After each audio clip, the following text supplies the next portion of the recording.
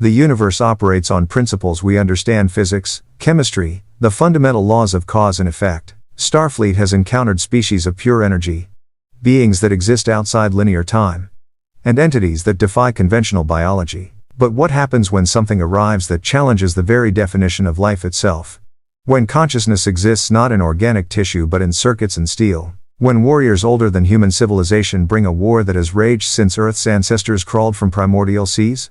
The USS Enterprise-D was conducting a routine survey of the neutral zone border when Lieutenant Commander Data's console erupted with alerts. The android's golden eyes tracked cascading sensor readings that made no logical sense.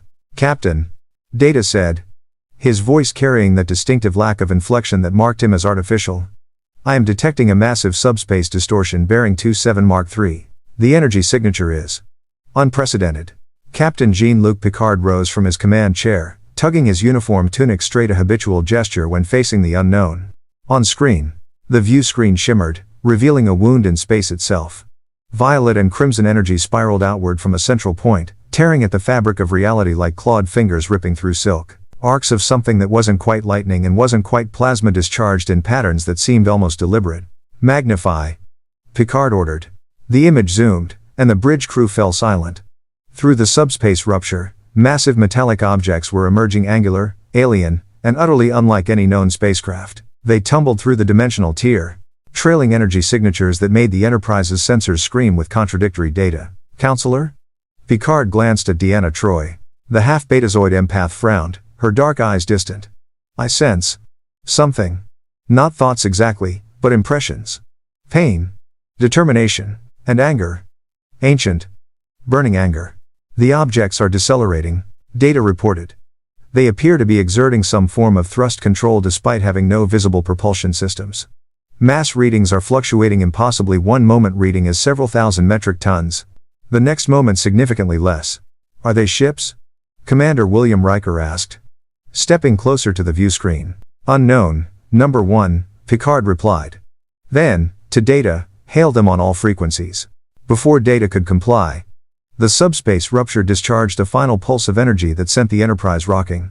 Warning klaxons blared. When the view screen cleared, the tier had sealed itself, but the objects remained 5 massive forms drifting in the void. And then, impossibly, they began to change. "Captain." Data's fingers flew across his console. "The objects are transforming. Their molecular structure is shifting, reorganizing at the atomic level. I am detecting what appears to be a complex metamorphosis." The largest object unfolded like origami in reverse.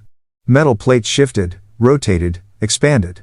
What had been an angular vehicle now possessed limbs, a torso, a head, optical sensors. Eyes blazed with blue light. The transformation completed in seconds, revealing a mechanical being nearly 20 meters tall.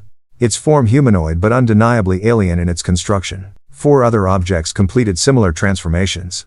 One became a sleeker silver form with wing-like protrusions. Another, stocky and heavily armored, bristled with visible weapons. A third shifted into an elegant white and red configuration. The fourth resolved into a massive blue and red giant that dwarfed even its companions. The giant's eyes swept across the starfield until they fixed on the Enterprise. When it spoke, the communication came through every frequency simultaneously: subspace radio, standard hails, even the internal comm system. "This is Optimus Prime of the Autobots." The voice was deep, resonant, carrying the weight of authority and exhaustion in equal measure. "We mean you no harm. We have been pulled through a dimensional breach during battle with our enemies, the Decepticons.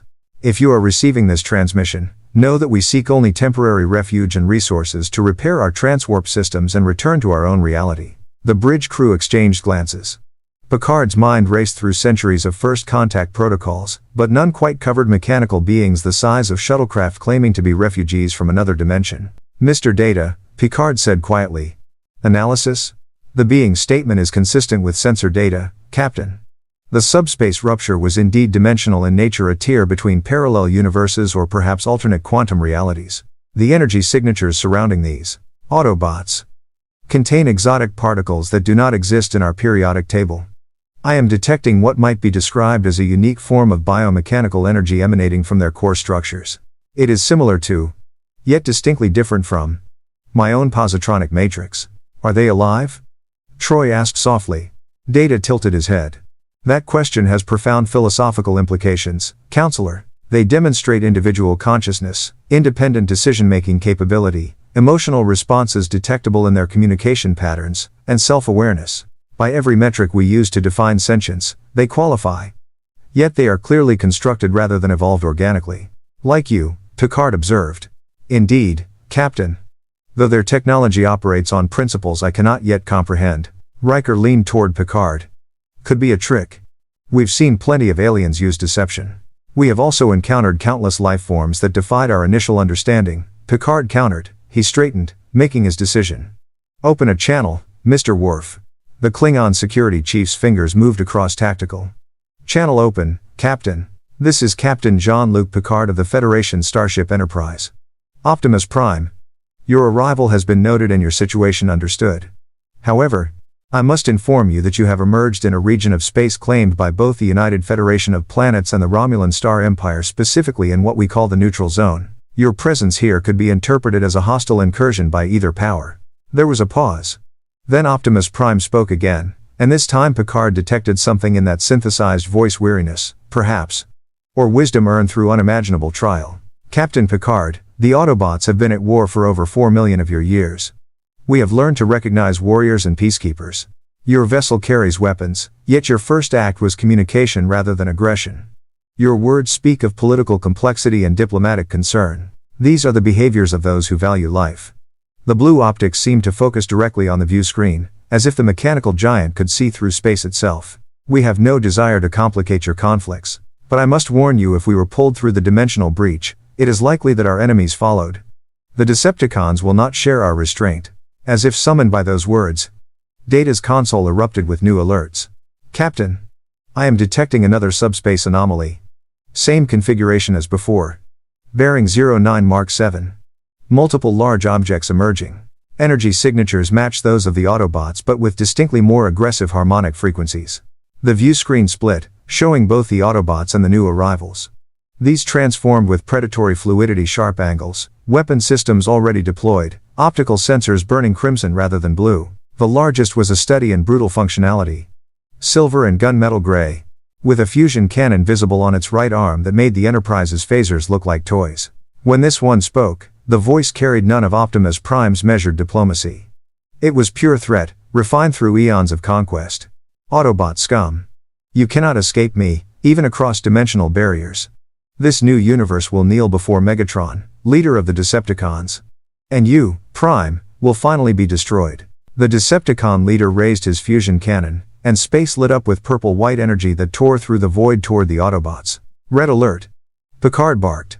Shields up. Evasive maneuvers. But the Enterprise wasn't the target. The blast slammed into Optimus Prime, sending the massive Autobot tumbling backward through space, trailing Energon, their lifeblood and crystalline droplets that flashed and died in the vacuum. And in that moment, Captain Jean-Luc Picard realized that his ship was caught between two forces engaged in a war older than human civilization. Fought by beings that blurred every line between machine and life, between construction and evolution, between artificial and natural. The question wasn't whether to intervene. The question was whether the Federation was ready for what the Transformers would bring to their orderly galaxy. If you want to see more characters enter the Star Trek universe, hit that subscribe button and drop the name of a character you'd want to see in the comments below. Live long and prosper. The Enterprise's bridge transformed into controlled chaos. Tactical displays showed energy signatures that shouldn't exist, weapons that operated on principles Federation science had never encountered, and combatants who moved through space with a grace that denied their massive size. Shields holding at 92%, Worf reported, his Klingon growl carrying an edge of impressed respect. The energy discharge from the Decepticon weapon passed within 50 meters of our hull. Had we been the target, our shields would have been compromised. Picard watched as the Autobots regrouped, forming a defensive perimeter around their wounded leader. Optimus Prime righted himself. Energon leak already. Slowing some kind of self-repair mechanism. Data would later theorize.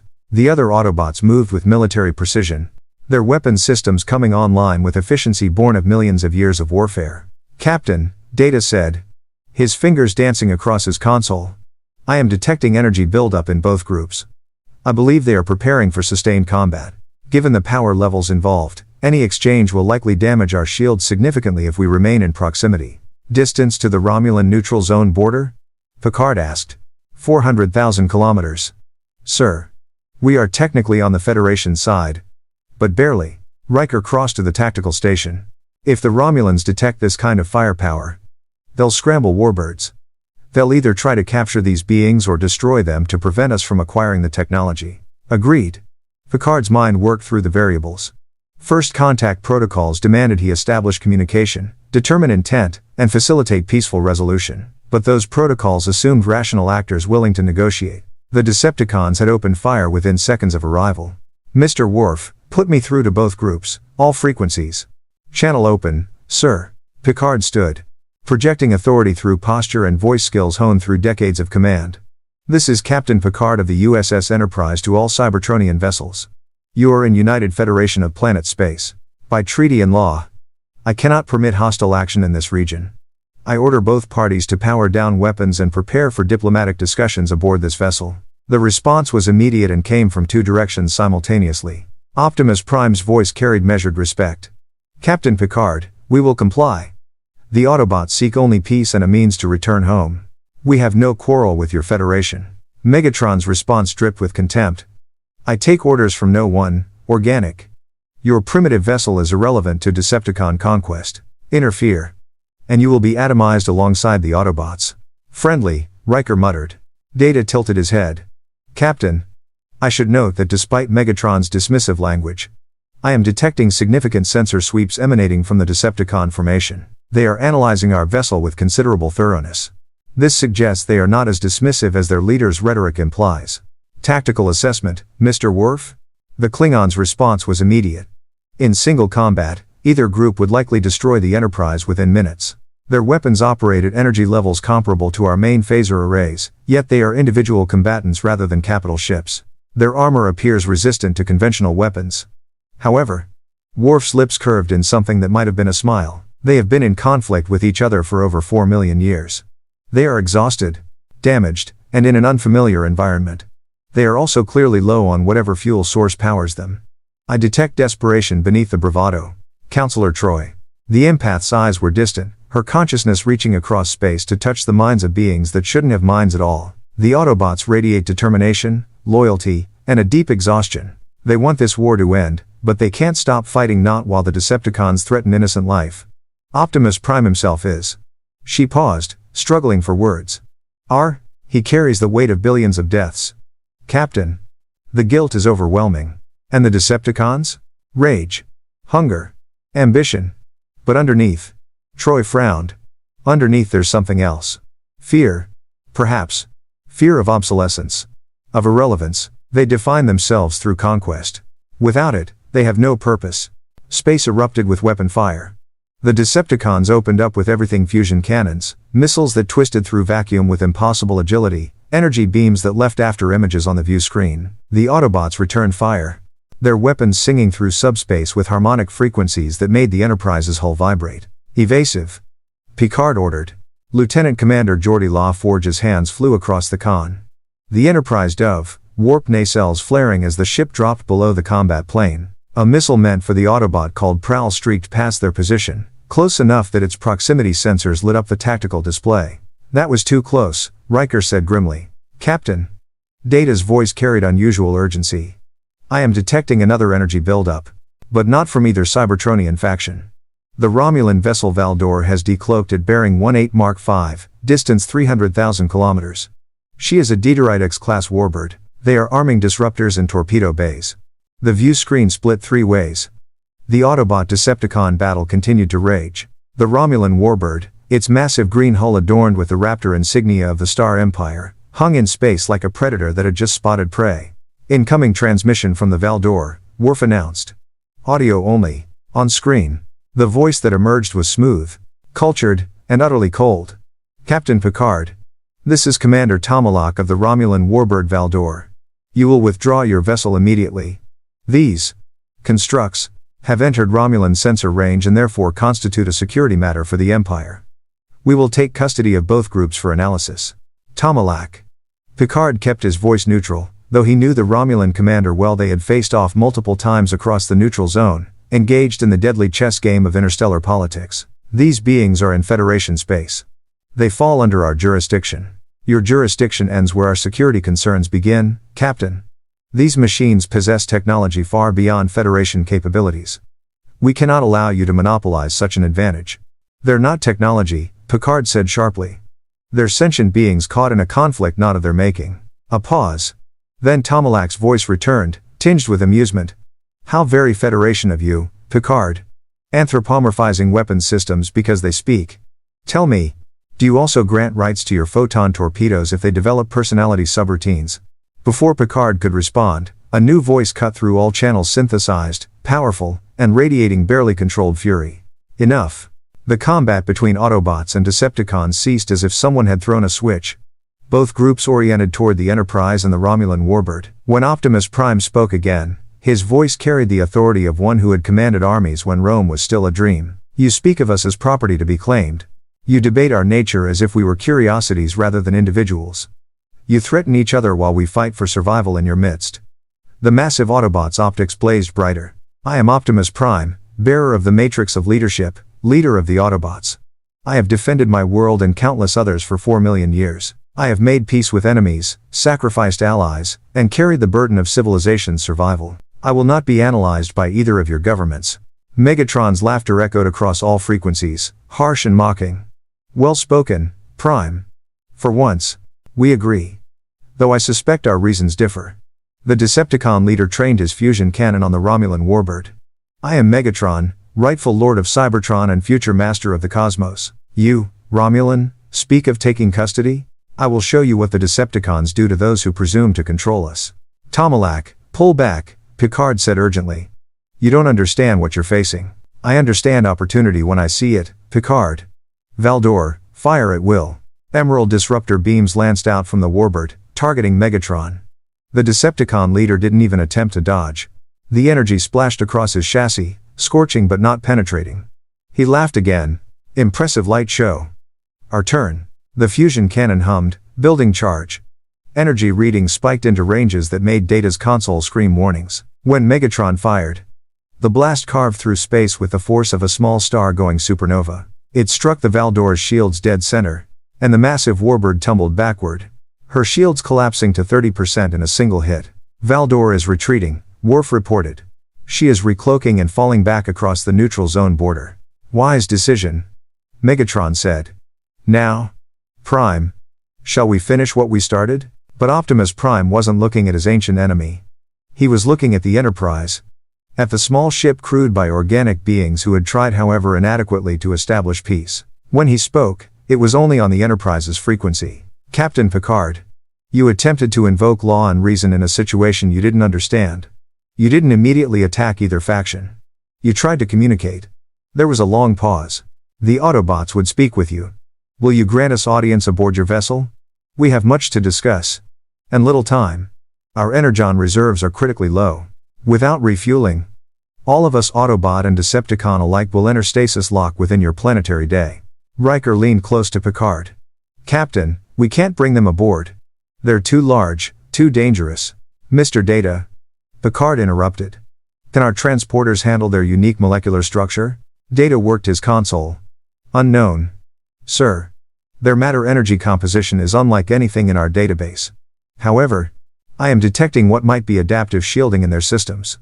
If they willingly lower these shields, transport might be possible. Picard looked at the view screen, at the massive mechanical beings who claimed to be more than machines, who carried the burden of a war older than human civilization. He thought of Data, his own officer, who fought daily to prove his sentience to a federation that still debated android rights. He thought of the Measure of a Man trial, where he had argued that Data was a person, not property.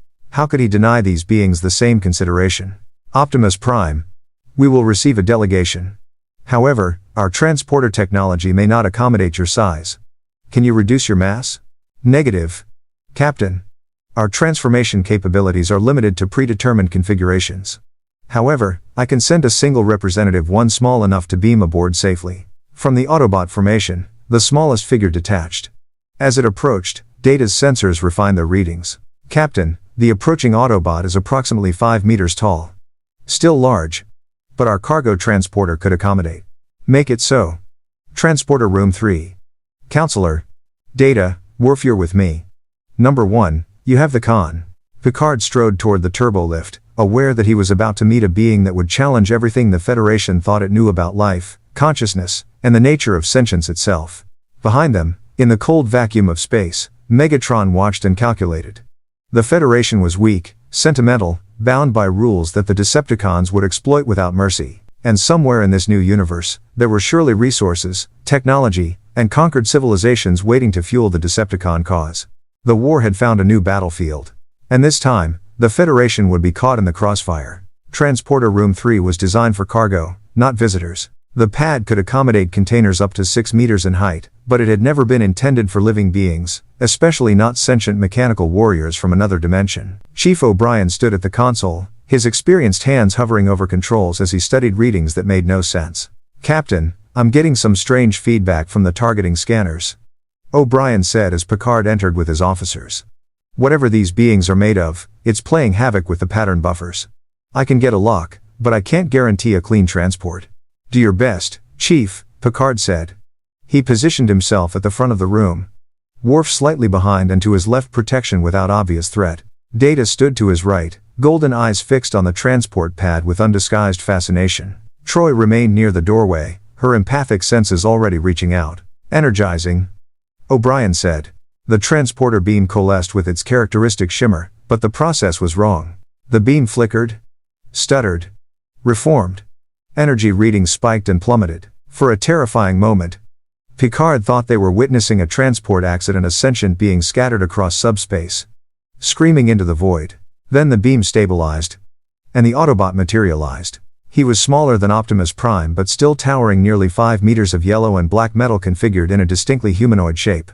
Blue optics regarded them with obvious intelligence. On his back, what appeared to be doors suggested his alternate form. When he moved, servos whispered with precision engineering that made Data's positronic joints seem crude by comparison. "I am Bumblebee," the Autobot said, his voice carrying a younger timbre than Optimus Prime's earnest, friendly, but underscored with combat-hardened awareness. "Autobot scout and soldier. I've been asked to serve as liaison between our peoples." He looked around the transporter room, taking in every detail. "Your matter-energy conversion technology is impressive for organics, primitive compared to Cybertronian standards. But the underlying principles are sound." Worf bristled at the casual dismissal of Federation technology. "You are a guest aboard this vessel. I suggest you show appropriate respect." Bumblebee's optical sensors focused on the Klingon. "No disrespect intended. I've been scanning your systems since entering transporter range. Your weapons are adequate, your defensive capabilities respectable for your technological level, and your crew operates with military efficiency despite being designated as an exploration vessel. That's high praise from an Autobot who's seen 1,000 civilizations rise and fall." 1,000 civilizations? Data tilted his head, his literal mind catching on the specifics. "Your species must have traveled extensively across your galaxy." "Galaxy?" Bumblebee made a sound that might have been laughter, a mechanical buzz that nonetheless conveyed genuine amusement. "Try galaxies, plural. The war between Autobots and Decepticons has ranged across dimensional barriers, through time itself, and across more star systems than I can count. When you've been fighting for 4 million years, you get around." Picard gestured toward the door. "Perhaps we should continue this discussion somewhere more comfortable." "Conference room? Lead the way, Captain." As they walked through the Enterprise's corridors, crew members stopped and stared. A 5-meter-tall robot striding through their ship was not something Starfleet training had prepared them for. Bumblebee seemed unbothered by the attention, his optical sensors tracking everything: structural supports, power conduits, the flow of personnel. "Your ship is alive," Bumblebee said suddenly. "Not sentient like Autobots, but alive nonetheless. I can feel the heartbeat of your engines, the pulse of energy through your systems. You care for this vessel the way we care for each other." Troy glanced at Picard, her expression confirming what they both felt: this being's emotional awareness was profound, complex, utterly genuine. They reached the observation lounge. The large conference table had been removed, and the room reconfigured to accommodate their unusual guest. Bumblebee positioned himself near the viewport, his optics studying the distant stars and the shapes of both Autobot and Decepticon forces maintaining their uneasy standoff. "Optimus Prime wanted me to establish baseline understanding," Bumblebee began without preamble. "So let me be direct, we are not machines. We are not artificial intelligence.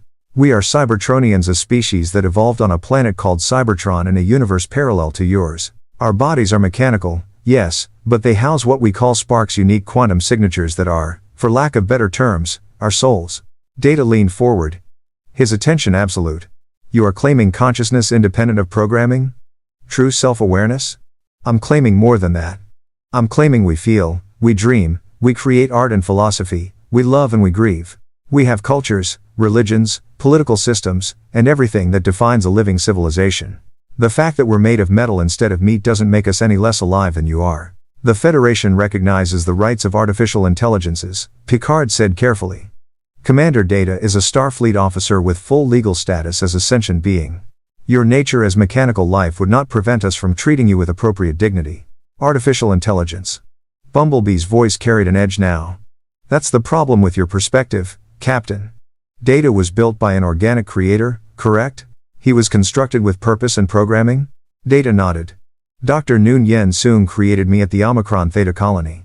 While I have grown beyond my original programming, your assessment is fundamentally correct. Then you are artificial in the literal sense made by another. Cybertronians are not artificial. We evolved. We reproduce not biologically, but through a process involving the matrix of leadership and the well of all sparks. New sparks are born. Not programmed. We have genetic variation, family lineages, cultural heritage stretching back millions of years before we even left Cybertron. Bumblebee's optics dimmed slightly. We had a civilization. Before the war. Before Megatron's madness. Cybertron was beautiful. Cities that stretched across continents. Art and science flourishing together. A golden age that lasted millennia. What happened? Troy asked softly.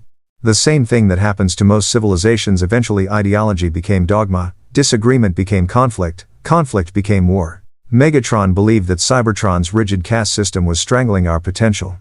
He wasn't wrong about the problem. He was catastrophically wrong about the solution. Bumblebee looked out at the Decepticon formation. He started a revolution that became a genocide.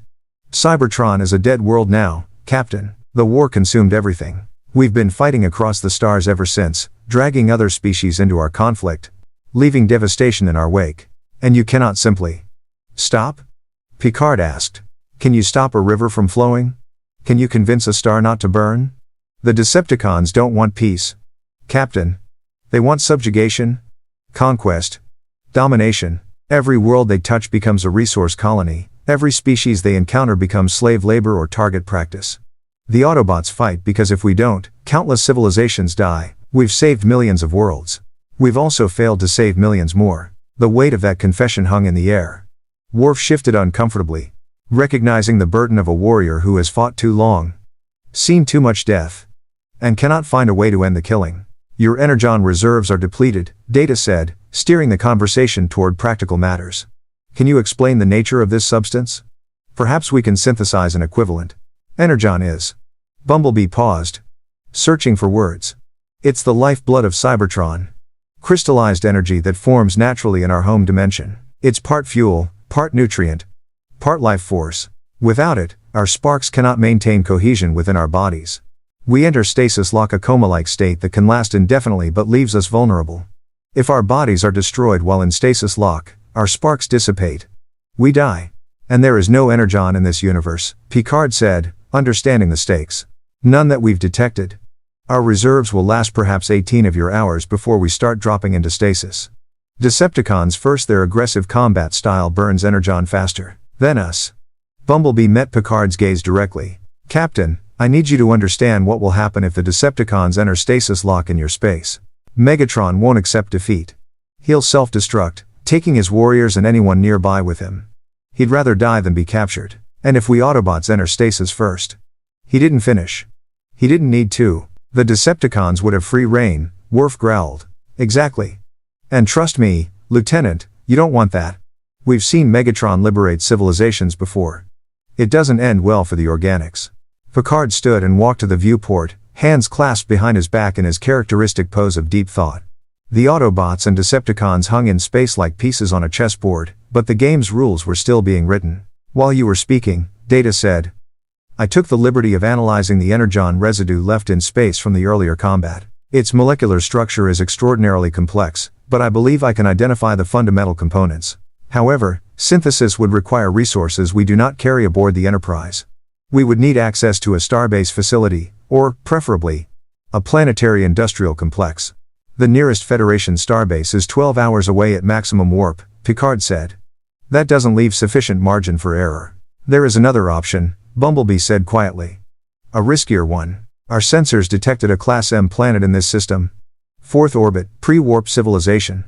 Approximately 22 million inhabitants based on energy signatures. Picard turned sharply. Absolutely not. The Prime Directive forbids contact with pre-warp cultures. We cannot. I'm not suggesting contact. I'm suggesting mining. Our scans show that planet has rich deposits of unstable radioactive isotopes in its crust similar enough to Energon's base components that we might be able to synthesize a crude substitute, enough to power our transwarp drives and get us home. Mining a populated world without permission violates every principle the Federation stands for, Picard said firmly. And letting the Decepticons run loose in your galaxy because you were too principled to extract minerals from an uninhabited polar region violates basic survival instinct, Bumblebee countered. Captain, I understand your laws.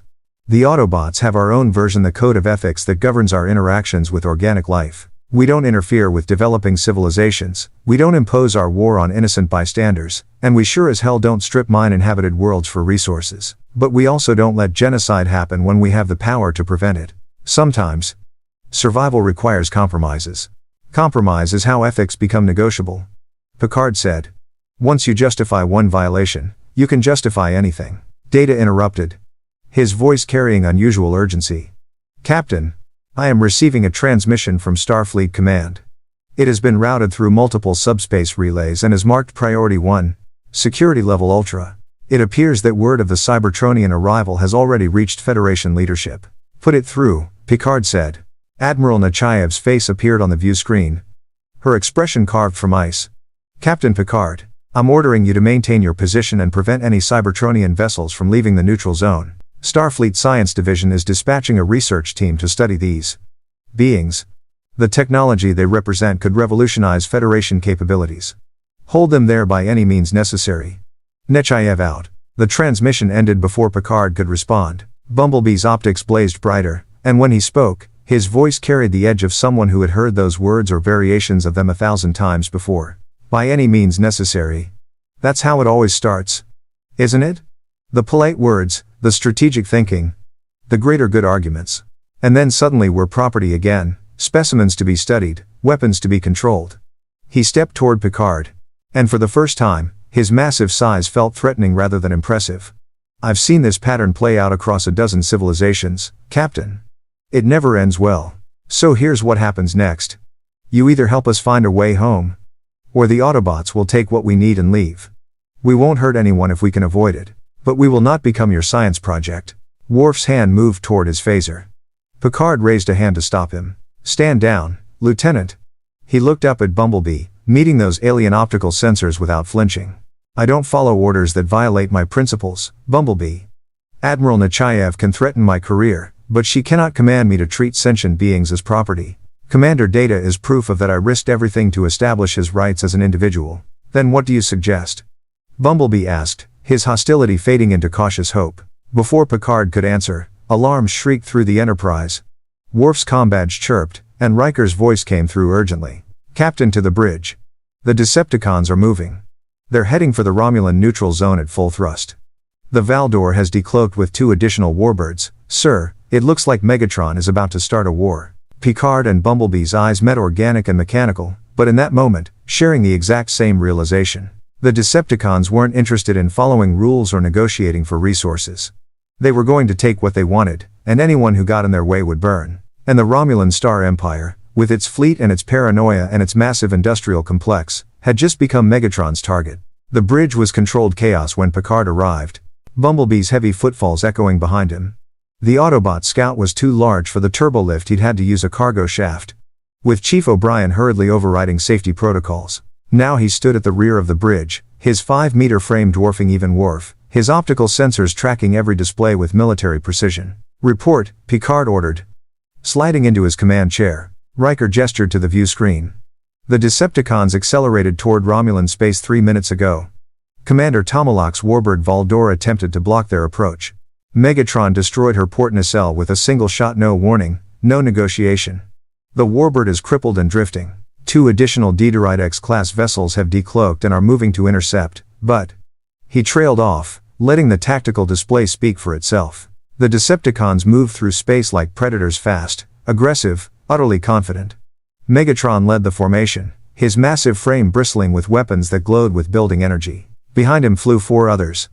A jet-formed Decepticon painted in red and white. A massive blue brute. A sleek purple reconnaissance unit. And a spider-like construct that seemed to flicker in and out of sensor range. The Autobots are holding position, data reported from Ops. Optimus Prime is attempting to hail us. Put him through. The deep, resonant voice of the Autobot leader filled the bridge. Captain Picard, the Decepticons are moving against the Romulan fleet. Megatron needs their industrial capabilities, refueling stations, weapon foundries, ship construction facilities. He will offer the Romulans a simple choice. Serve the Decepticon Empire or be exterminated. Your assessment? Picard asked. The Romulans will fight. They are warriors, proud and strategic. They will not submit easily. A pause. And they will lose. Captain, your Romulan opponents possess formidable tactical skills and powerful vessels, but they have never faced Decepticons. Megatron has conquered star systems. He has broken civilizations that had fought wars for millennia. He will do the same to your Romulans unless we intervene. Bumblebee moved forward, his voice cutting through the bridge chatter. Optimus is right. I've seen this pattern 100 times. Megatron doesn't want allies, he wants infrastructure and slave labor. The Romulans have both. He'll crush their fleet, occupy their industrial worlds, and turn their entire empire into a Decepticon factory. And once he's refueled and rearmed, he'll move on to your Federation. Speculation, Worf growled, though his tone suggested he believed every word. Pattern recognition. Bumblebee countered. The Decepticons don't have new strategies. They have tactics that worked 4 million years ago and still work now. Overwhelming firepower, brutal efficiency, and zero mercy. Trust me, Lieutenant, you want them stopped before they get established. On the view screen, the first Romulan warbird opened fire. Plasma torpedoes streaked across space, and disruptor beams carved emerald lines through the void. The targeting was perfect, multiple hits on Megatron's chassis, energy splashing across his armor in displays that should have been crippling. Megatron didn't even slow down. Their weapons are barely scratching Decepticon armor. Data observed. His fingers flying across his console. Cybertronian metallurgy appears to be orders of magnitude more durable than Federation or Romulan alloys. The quantum bonding of their molecular structure distributes kinetic and energy impacts across their entire frame. It would require sustained fire from multiple vessels too. Megatron raised his fusion cannon. The weapon hummed, building charge that made the Enterprise's sensors scream. When he fired, the blast caught the lead Romulan warbird amidships. The mighty Dideridex-class vessel, over a kilometer long, capable of challenging a Galaxy-class starship, simply ceased to exist. No explosion, no debris field. The fusion blast had converted the entire structure into plasma. The bridge fell silent. Evasive pattern Delta, Picard said quietly. Take us out of direct line of fire. Keep our distance but maintain sensor lock. Sir, Worf said, his Klingon warrior's instinct warring with Starfleet discipline.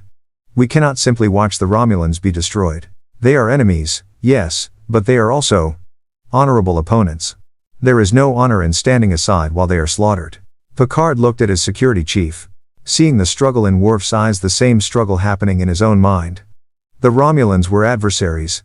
Had been for decades. They had killed Federation citizens, conducted espionage, threatened peaceful worlds. By any strategic calculation, Megatron solving the Romulan problem was advantageous to Federation interests. But that calculation was poison. That path led to darkness. Commander Data, Picard said. Can our weapons damage the Decepticons? Unknown, sir. I would need to analyze their armor composition more thoroughly. However, based on current data, I estimate our phasers would operate at approximately 30% normal effectiveness. Photon torpedoes might penetrate their armor if we concentrated fire, but the Decepticons' mobility and individual combat capability would make them extremely difficult targets. What about the Autobots? Riker asked. Can they stop the Decepticons? Bumblebee's voice was heavy with ancient exhaustion. In a straight fight? Maybe. On a good day, with full Energon reserves, the Autobots could match the Decepticons. Today, we're running on fumes, same as them. The difference is that Megatron doesn't care if his warriors die in this fight. Glory through destruction is the Decepticon way. Optimus Prime wants every Autobot to survive. That makes us cautious. That makes us slower to commit. That makes you civilized, Troy said softly. That makes us vulnerable, Bumblebee corrected. Captain. If you're going to act, do it now. The second Romulan warbird is moving to engage. They'll last maybe 3 minutes. Picard stood, tugging his uniform tunic straight, that unconscious gesture that meant he'd made a decision that would have consequences beyond his ability to predict. Mr. Data, open a channel to Optimus Prime. Channel open, sir. Optimus Prime, this is Captain Picard. The Federation and the Romulan Star Empire are enemies by history and politics, but we do not stand aside and watch genocide. The Autobots have claimed to be warriors of principle, protectors of innocent life. I am offering you a temporary alliance. Help us stop the Decepticons. And I will personally guarantee that the Federation will aid your return home. No study, no imprisonment, no by any means necessary. My word as a Starfleet captain. The pause lasted 3 seconds, an eternity in combat time. When Optimus Prime responded, his voice carried the weight of 4 million years of command decisions, of alliances forged and broken, of trust offered and betrayed. Captain Picard, the Autobots accept your alliance. We will coordinate our attack. But know this. Once committed, we cannot hold back. The fight between Autobots and Decepticons is total war. There will be casualties. There will be destruction. Are you prepared for that reality? Picard thought of all the battles he'd fought, all the tactical reports that reduced lives to acceptable losses, all the command decisions that haunted his sleep. He thought of the Borg, of assimilation and the loss of individuality. He thought of the Cardassian occupation of Bajor, of standing by while atrocities happened because the Prime Directive demanded non-interference. He thought of Lieutenant Commander Data, standing in a courtroom, fighting for the right to be recognized as a person rather than property. We are prepared, Picard said. Enterprise out. Mr. Worf, tactical assessment. How do we fight them? The Klingon's savage grin could have lit the bridge. With honor, Captain. The Decepticons are powerful but arrogant. They have ignored us because they consider us beneath their notice. We use that. We are the distraction. We draw their fire, scatter their formation. The Autobots hit them where they're vulnerable. And we target the leader. Megatron, Bumblebee confirmed. Decepticons follow strength. Kill or disable Megatron. And the others lose cohesion. They'll scatter. Fight as individuals rather than a unit. That's when we can take them. Can you kill him? Riker asked bluntly. I've been trying for 4 million years, Commander. We've come close. He's come closer. Neither of us stays dead. Bumblebee's optics dimmed slightly. This war doesn't end with Megatron's death. But it pauses. And sometimes, a pause is enough. On the view screen, the second Romulan warbird engaged. This commander had learned from the first ship's destruction. They came in fast and low. Disruptors firing in coordinated spreads designed to overwhelm individual targeting. The Decepticon called Starscream, the jet form in red and white twisted through space with aerial grace, returning fire with null ray cannons that disrupted the warbird shields. Another Decepticon, the massive blue brute, simply charged forward and physically grappled with the vessel, tearing at its hull with hands capable of crushing titanium. Optimus Prime is moving, Data reported. The Autobot formation is accelerating toward the Decepticon position. Estimated intercept in 45 seconds. Take us in, Picard ordered. Attack pattern Omega. Target their weapons systems. I want them disabled, not destroyed. Captain, Worf said carefully, stunning Megatron may not be possible. Then we blind him. Every warrior, no matter how powerful, depends on sensory input. Cut off his targeting scanners. Disrupt his communications. Force him to fight in chaos. Can we do that? Data's fingers danced across his console, running tactical simulations at positronic speed. Affirmative. Our phasers can be modulated to create electromagnetic interference patterns. Combined with photon torpedoes deployed as proximity charges rather than direct impacts, we could generate a sensor dampening field. However, this would also affect our own sensors and those of the Autobots. Bumblebee, can your people fight blind? The Autobots' laugh was sharp and bitter. Captain, we've fought in nebulas, ion storms, and the void between dimensions. We've battled in total darkness. In worlds with gravity so intense that movement was agony. And in realities where the laws of physics changed every few seconds. Decepticons are dangerous, but they're predictable. Autobots. We adapt. Make it so. Mr. Data. Mr. Worf. Stand by on weapons. Fire on my command. The Enterprise surged forward, her impulse engines flaring as she accelerated toward the combat zone.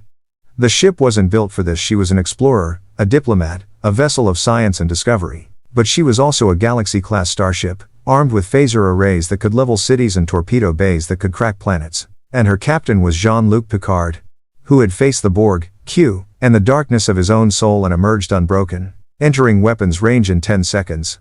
Worf announced. On the view screen, Optimus Prime transformed mid-flight, his vehicle form shifting into his towering robot mode with such fluid grace that it looked like a magic trick rather than mechanical engineering. His ion blaster came up, already firing, energy bolts tracking across space to hammer into Megatron's back. The Decepticon leader turned, his red optics blazing with recognition and rage. Prime. Megatron. Optimus Prime's voice was calm, almost sad. It ends here. No more wars, no more conquests. Stand down. It will end when you are scrap, Prime. When every Autobot is melted down and repurposed. When I stand atop the ruins of your precious Federation, when this entire universe kneels before Decepticon might. It ends when I say it ends. Then you leave me no choice. Optimus Prime charged, his massive frame building speed that should have been impossible for something his size. Fire. Picard said quietly. The Enterprise's phaser arrays lit up the void. Brilliant orange beams lanced out in precisely modulated pulses, not seeking to destroy but to disrupt. Photon torpedoes launched in spreads, detonating in proximity charges that created cascading electromagnetic fields. Space itself seemed to scream as sensors overloaded and targeting systems went blind. And in that chaos, the real battle began. Autobots versus Decepticons. The Enterprise versus impossible odds. Duty versus survival. Principle versus pragmatism. The war had come to the Federation. And nothing would ever be the same. The battle became a maelstrom of energy weapons, physical combat, and tactical chaos that defied conventional naval warfare. The Enterprise's sensor-dampening field turned the combat zone into a blind melee where instinct and experience mattered more than targeting computers. Shields at 84%. Worf reported, his voice carrying the calm of a warrior in his element. Multiple impacts from Decepticon weapons fire. Their targeting is degraded but not eliminated. Picard gripped his command chair as the ship rocked under another impact. On the view screen now operating on visual spectrum, only Optimus Prime and Megatron collided with the force of small asteroids. The two titans grappled, trading blows that would have shattered starship hulls. Megatron's fusion cannon fired at point-blank range. But Prime twisted at the last second, taking the blast on his shoulder armor rather than his chest. Energon sprayed from the wound glowing blue fluid that crystallized instantly in vacuum. Optimus is injured, Bumblebee said, his voice tight with concern. The Autobot scout stood at the rear of the bridge, his optical sensors cutting through the electromagnetic chaos better than Federation technology could. But he's keeping Megatron occupied. The other Autobots are engaging the Decepticon secondaries. Data's console chimed. Captain, I am detecting energy signatures from the damaged Romulan warbird. They are attempting to engage their self-destruct sequence. I believe Commander Tomalak intends to ram the Decepticons. Hail them. Picard ordered immediately. No response, sir. Their communications array was destroyed in the initial attack. Tractor beam. Pull them out of. Captain. Data's voice carried unprecedented urgency. The Decepticon designated Starscream is breaking off from combat. He is heading directly toward the pre-warp civilization planet at maximum velocity. Estimated arrival. 6 minutes. Picard's blood went cold. Why? What tactical advantage does that give him? Bumblebee's answer was immediate and grim. Energon. He's not heading for the planet, he's heading for the radioactive deposits in the polar region. He's going to mine them without regard for the civilization below. And Starscream doesn't do anything gently. He'll crack the crust open if he has to. Consequences be damned. How many casualties? Riker asked. If he destabilizes the planetary crust in that region? Bumblebee's optics dimmed. Conservative estimate? 3 to 5 million. Worst case? The entire planet becomes uninhabitable within a week. Mr. LaForge, Picard said, his voice sharp as a command blade, break off from the combat zone. Set intercept course for that planet. Maximum warp. Sir. Worf protested. If we leave, the Autobots will be outnumbered. And the Romulan vessel will have to manage their own evacuation. Mr. Data, transmit our sensor data to Optimus Prime. Inform him of Starscream's target and our intention to intercept. Bumblebee.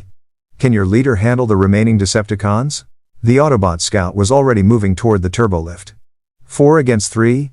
Prime's faced worse odds. But I'm going with you, Captain. Starscream is fast, treacherous, and he's second in command of the Decepticons for a reason. You'll need someone who knows how he thinks. Agreed. Mr. Worf, you're with me and Bumblebee. Arm a security team and meet us in Transporter Room 3. Number 1, you have the con. Riker stood as Picard headed for the turbolift. Captain, the Prime Directive is about to be violated by a Decepticon who doesn't care about Federation law, Picard said sharply. Our choice is simple. We intervene and prevent a catastrophe while minimizing our presence. Or we stand aside and watch millions die to preserve a principle. I know which choice I can live with. The turbolift doors closed, leaving Riker in command of a bridge running a battle that rewrote everything Starfleet thought it knew about combat. The planet was designated Delta Vega 4 in Federation records, an unassuming Class M world with nitrogen-oxygen atmosphere, abundant water, and a single continent spanning both poles. Scans showed a Bronze Age civilization, city-states built around river deltas, primitive agriculture, early mathematical astronomy. No warp capability, no subspace awareness, no idea that they lived in a galaxy teeming with life. They were about to learn. The Enterprise dropped out of warp at the system's edge, her sensors immediately detecting Starscream's energy signature in the planet's northern polar region. The Decepticon had already landed at impact crater 200 meters wide, marked where he'd simply plowed through the ice sheet and into the bedrock below. Geological scans show massive instability. Data reported from the bridge. Starscream is using his null ray cannons to excavate directly into the planetary crust. The radioactive deposits he's targeting are situated above a major tectonic plate boundary. If he continues, he will trigger a chain reaction that will taction. Understood, Picard cut him off. How much time before the damage becomes irreversible? At his current rate of excavation, approximately 8.3 minutes. In Transporter Room 3, Bumblebee stood surrounded by Worf and 6 security officers in environmental suits. Chief O'Brien worked his console frantically, trying to establish a transport lock through the electromagnetic interference Starscream's excavation was generating. The ionization is playing hell with the pattern buffers, O'Brien said. I can get you down there, but beam out might be problematic if the interference gets worse. Then we don't plan on needing beam out, Picard said. He picked up a phaser rifle, something he'd hoped to avoid on what was supposed to be a diplomatic mission. We go down, we stop, Starscream, we get out. Bumblebee. What's the best way to incapacitate a Decepticon? There isn't one. Not permanently. The Autobots' optics blazed with intensity. But every Cybertronian has vulnerable points, joints, transformation seams, optic sensors. Your phasers won't penetrate his main armor. But if you can target his knee actuators or shoulder servos, you might slow him down enough for me to engage him directly. You're planning to fight him alone? Worf asked, his tone somewhere between respect and incredulity. I've fought Starscream before. He's stronger than me, faster than me, and has 4 million years of combat experience. But he's also a coward. The second he realizes he might actually lose, he'll run. That's when we strike, when his focus is on escape rather than victory. Picard nodded. Chief, energize when ready. The transporter beam took them, and the familiar shimmer of dematerialization was replaced by the shock of extreme cold. They materialized on an ice shelf 50 meters from Starscream's excavation site, and the scene was apocalyptic. The Decepticon had torn a canyon into the ice and bedrock, his null-ray cannons firing in continuous pulses that vaporized stone and metal alike. Heat from the excavation had created a microclimate, superheated air rising from the wound in the planet, clashing with Arctic temperatures to generate howling winds that threatened to knock the away team off their feet. Starscream himself was a terrifying sight, 8 meters of red and white Cybertronian engineering, his jet-form wings swept back, his arm-mounted cannons glowing with barely contained power. As they watched, he reached into the canyon and pulled out a chunk of raw ore that blazed with radioactive signatures. Finally, Starscream's voice was high-pitched, mocking, utterly without empathy. Crude, primitive, but it'll do. Once I refine this, synthesize it into usable Energon, I'll have enough power to overthrow Megatron. I'll be the new Decepticon leader. You'll destroy this planet's ecosystem and murder millions.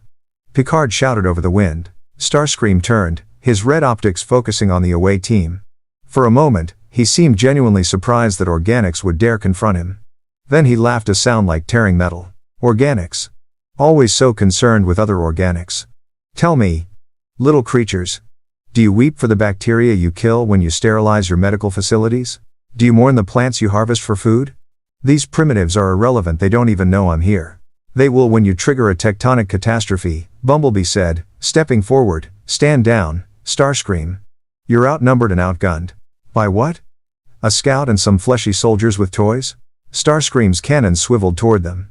I am Starscream, Air Commander of the Decepticons, Conqueror of 100 worlds. You're a scrap waiting to happen. He fired. Bumblebee moved with impossible speed, his transformation initiating mid-dodge. The yellow and black Autobot shifted into his vehicle form, a sleek combat vehicle that skimmed across the ice on anti-gravity repulsors, Starscream's null ray blasts tracking behind him but always a fraction too slow. Spread out. Worf barked. Target his joints, rapid fire. The security team scattered, their phaser rifles singing. Orange beams lanced through the Arctic air, most splashing harmlessly against Starscream's armor. But a few those that struck the gaps between armor plates, the exposed servos and transformation hinges made the Decepticon stumble. Annoying insects. Starscream transformed into his jet form, turbines screaming as he took to the air. From above, he was nearly invulnerable. His underside armor was designed to withstand anti-aircraft fire far more powerful than handheld phasers, but he hadn't accounted for Federation ingenuity. Data, Picard said into his comm badge. Can you target his flight systems with the ship's phasers? Surgical strike. Minimal collateral damage. Affirmative. Captain. Locking on now. The Enterprise's phaser array fired from orbit a precision beam that struck Starscream's left turbine assembly with perfect accuracy. The turbine exploded in a shower of sparks and twisted metal. The Decepticon shrieked, his flight path destabilizing as he spiraled toward the ground. Bumblebee was waiting. He transformed mid-leap, his robot form resolving in time to tackle Starscream as the Decepticon crashed into the ice. They grappled, rolling across the frozen surface, trading blows that left craters and sent shockwaves through the permafrost. The excavation site. Picard shouted. We need to collapse it, seal the canyon before. The ground heaved. A tremor rolled through the ice sheet. Followed by another. Stronger, cracked spider webbed outward from Starscream's excavation, glowing with internal heat as magma began forcing its way toward the surface. Captain. Data's voice crackled through the comm badge. Seismic activity is increasing exponentially. The tectonic plate is fracturing. If it fully separates, the resulting volcanic activity will release enough particulate matter into the atmosphere to trigger a planetary cooling event. The civilization below will not survive the resulting famine. Picard's mind raced. They needed to stabilize the fault line, but how? Federation technology could trigger localized seismic events for mining, but preventing them, that required equipment they didn't have. Time they didn't possess. I can do it, Bumblebee said. He'd managed to pin Starscream. His hands locked around the Decepticon's throat. Captain, there's a way to seal the fault. It'll require me to discharge my entire Energon reserve directly into the tectonic boundary. The energy release will fuse the fractured plates together, crude, but effective. You said your Energon reserves were already critically low, Picard said. If you discharge everything, I go into stasis lock. Permanently. Unless someone can synthesize Energon and revive me within a few hours. Bumblebee's optics met Picard's eyes. But millions of lives will be saved. That's what Autobots do, Captain. We choose the needs of the many over the needs of the one. Isn't that what your Vulcan allies teach? Worf stepped forward. His phaser rifle trained on Starscream. I will ensure this Decepticon does not interfere. Wait. Picard said. The moral calculus was impossible. Sacrifice Bumblebee? A sentient being who had shown courage and principle. To save a civilization that didn't know they were being saved? Or find another way? Risk millions. But preserve the life of this noble warrior? And then he remembered. He wasn't alone.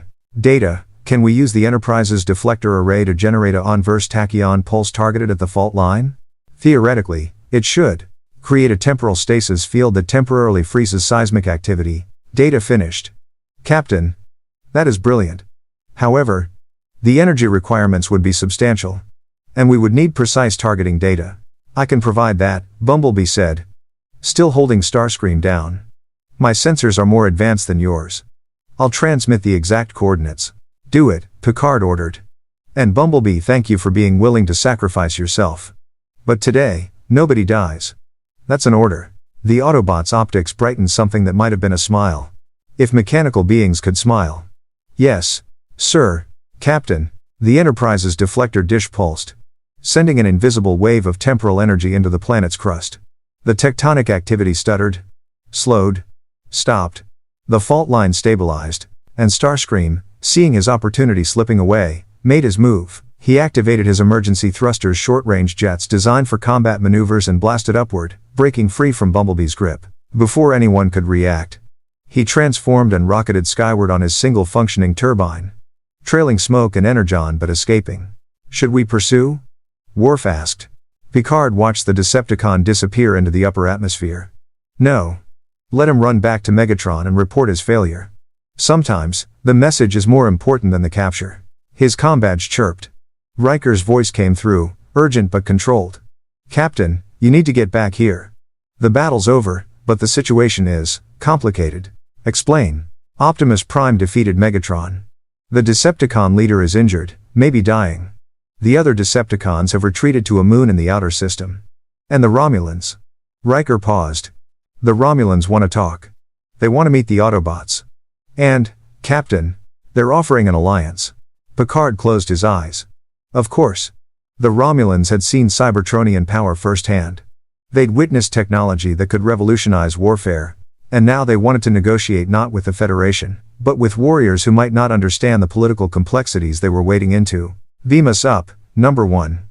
It seems our problems are just beginning. As the transporter took them, Picard glanced at Bumblebee. The Autobot looked exhausted, his armor scorched, his movement slower than before. But his optics still blazed with determination. Warriors. Not machines. Not artificial constructs. Living beings who valued sacrifice. Who understood duty.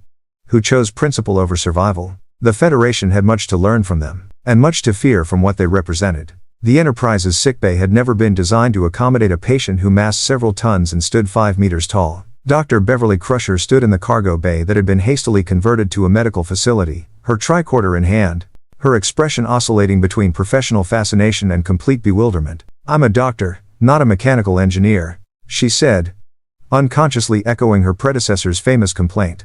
"His physiology, if I can even call it that, operates on principles I don't understand. There's no circulatory system in the biological sense, no organs, no neural tissue. Yet he's clearly injured, clearly in pain, and clearly alive." Bumblebee lay on a reinforced cargo platform. His chest plate open to reveal the intricate mechanisms within. Energon, that mysterious substance that defied Federation classification, leaked from damaged conduits, pooling on the deck in glowing blue puddles that slowly crystallized. "The substance is destabilizing," Data observed, crouched beside the platform with his own tricorder. "Without a containment field, it loses coherence and becomes inert matter. Fascinating. It appears to be simultaneously energy and matter, existing in a quantum superposition that collapses upon environmental exposure. Can you save him?"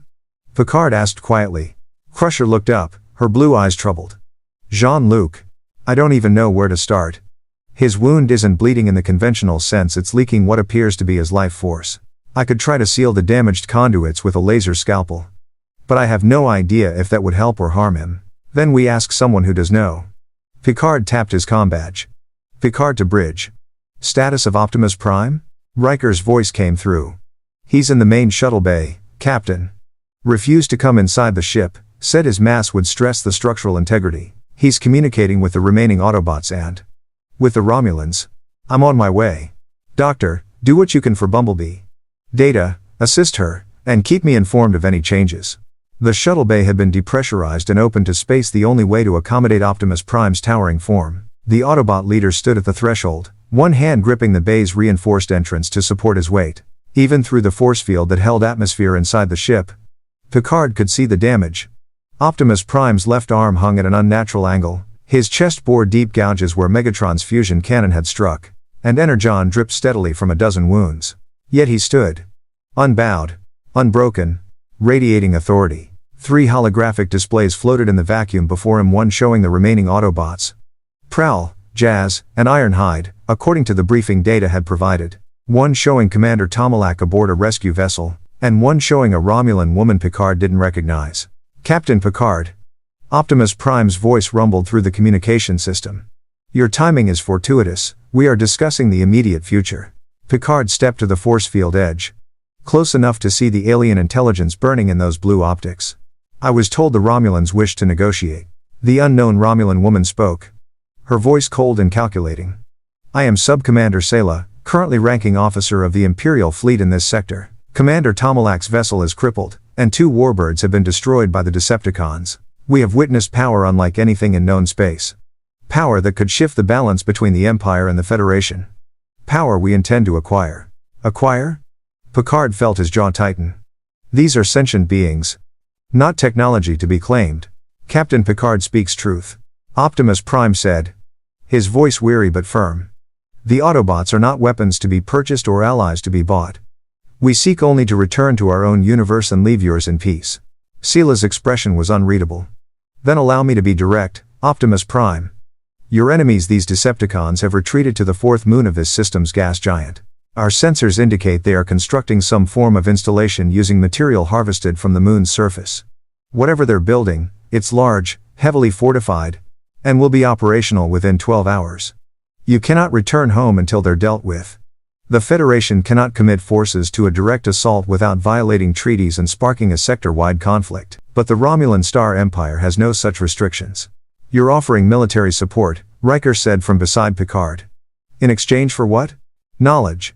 Specifically, we want to understand Cybertronian technology, not to possess it, but to comprehend it. Our scientists wish to study your transformation mechanisms, your Energon synthesis, your transwarp capabilities. In exchange, we provide the fleet necessary to assault the Decepticon position and the industrial capacity to help you refuel and repair. Picard shook his head. Optimus Prime, you cannot trust the Romulans. Their intelligence services have a history of deception, manipulation, and using any advantage to destabilize the Federation. Whatever they learn from you will become a weapon. As opposed to your Federation, Sela's smile was sharp. Tell me, Captain, has Admiral Nechayev rescinded her order to study these beings by any means necessary? Or are you simply more honest in your exploitation? The accusation hung in the air like a dagger. Picard wanted to refute it, to defend the Federation's principles, but the truth was complex. Starfleet Science Division would want to study Cybertronian technology. Admiral Nechayev had issued that order. The Federation's better nature would eventually prevail probably, but in the short term, Sela wasn't entirely wrong. Captain Picard, Optimus Prime said quietly, I have commanded the Autobots for over 4 million years. In that time, I have negotiated with thousands of species, some noble, some venal, most somewhere in between. I have learned to judge not by words, but by actions. You risked your ship to prevent Starscream from causing a planetary catastrophe. You violated your own prime directive to save lives. Your Federation may have its flaws, but you, personally, have demonstrated principle over pragmatism. The Autobot leader turned his gaze to the holographic image of Sela. The Romulans attacked us without provocation, attempted to claim us as salvage, and now offer aid only because they perceive advantage. Yet they also withdrew when outmatched. They warned us of the Decepticon construction. And they came to this negotiation with honesty rather than deception.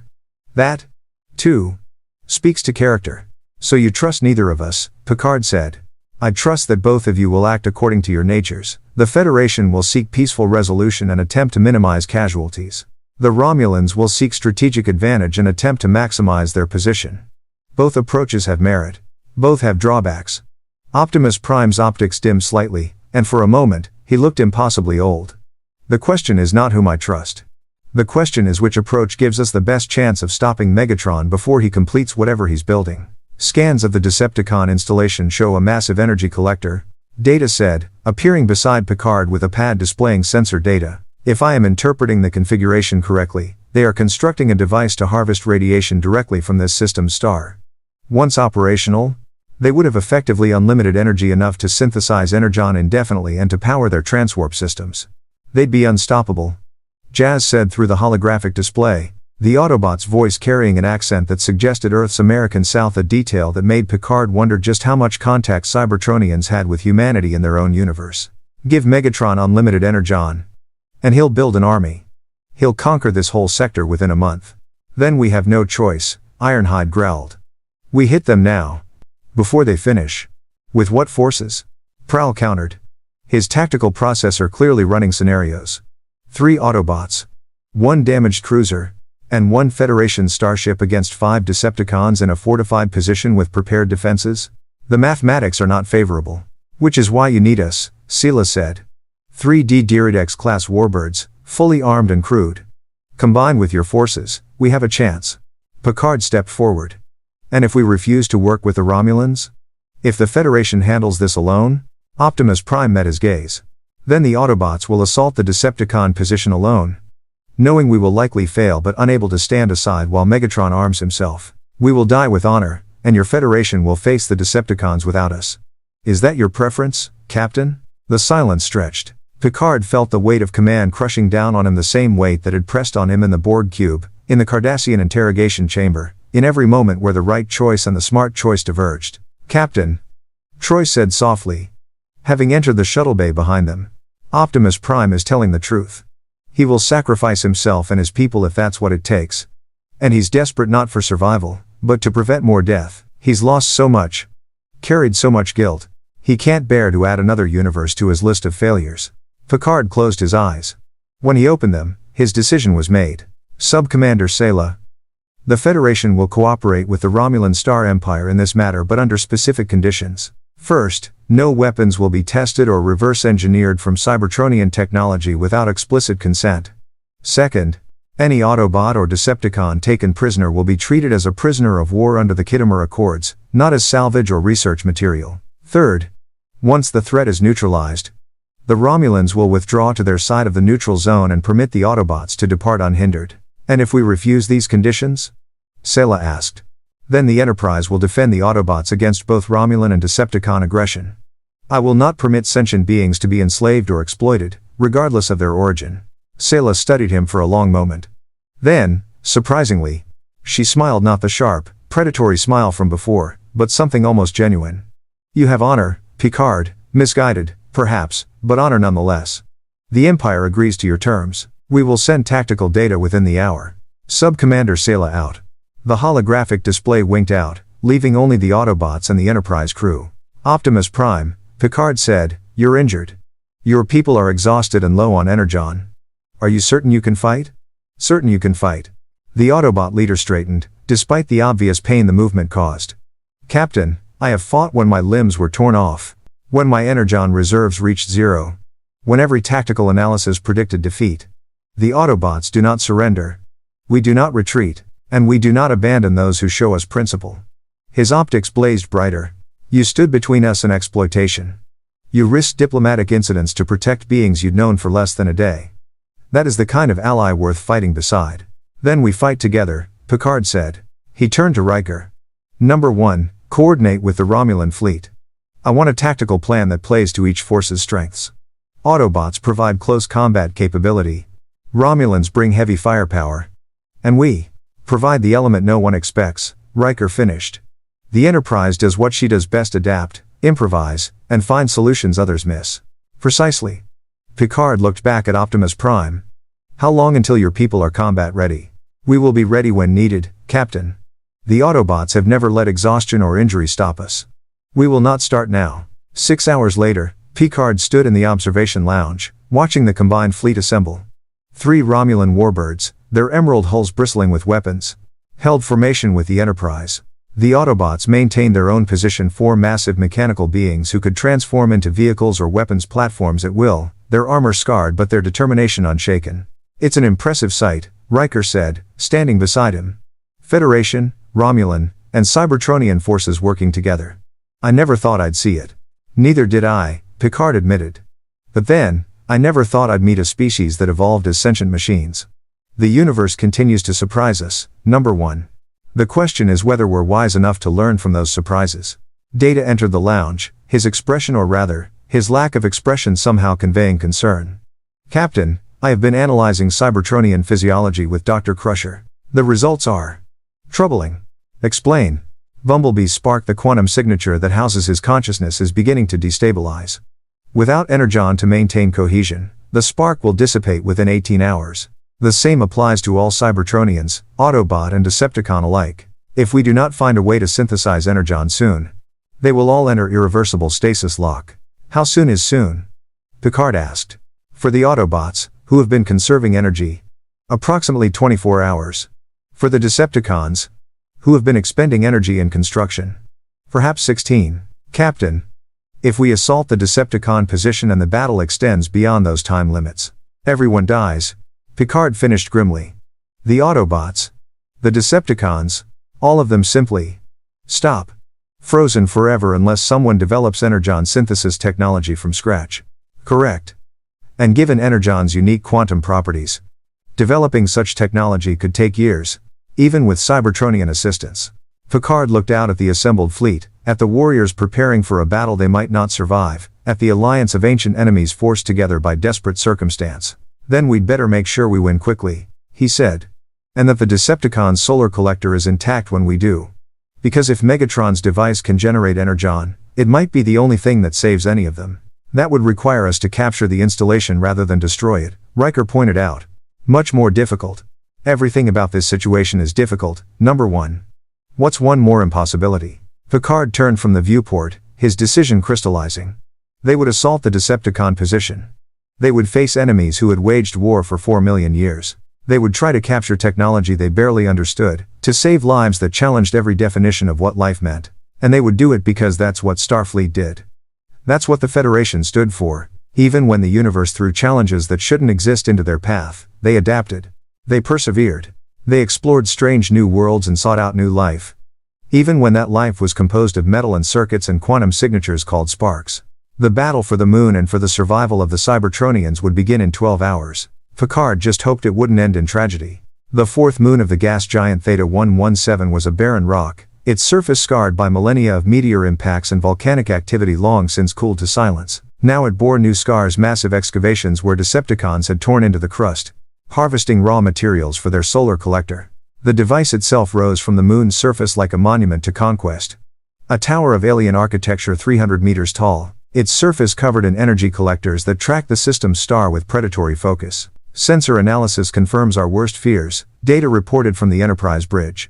The solar collector is already operational at 37% capacity. At current charging rates, the Decepticons will have sufficient energy to synthesize combat-grade Energon within 4.2 hours. Additionally, I am detecting what appears to be a secondary construction, some form of transwarp gate. Picard leaned forward in his command chair. They're not just refueling. They're building an escape route. Or an invasion corridor. Worf growled. Captain, if the Decepticons can open stable transwarp passages, they could bring reinforcements from their home universe. We would face not 5 Decepticons, but potentially hundreds. On the view screen, the tactical display showed the combined fleet's positions. The 3 Romulan warbirds Valdor, Devoras, and Gal Gaththong formed the vanguard, their massive green hulls oriented toward the moon. The Enterprise held the center position, with Optimus Prime and his 3 remaining Autobots positioned for rapid deployment. Status of Allied forces? Picard asked. The Romulans report ready, Riker said from the tactical station. Sub-Commander Sayla is commanding from the Gal Gaththong. She's forwarded their battle plan aggressive. Direct assault designed to overwhelm the Decepticon defenses through superior firepower. Typical Romulan strategy, Picard murmured. Overwhelming force, minimal subtlety. What about the Autobots? Optimus Prime has been quiet. Riker frowned. He acknowledged our tactical briefing but hasn't offered input. Counselor Troi says she's sensing something from him, determination mixed with resignation. Almost like he's expecting to die. He's been fighting for 4 million years, Troi said softly from her seat beside Picard. How many times has he thought, this is the final battle? How many times has he prepared to sacrifice everything? Only to survive and face another war. Another crisis. The exhaustion is profound. Captain.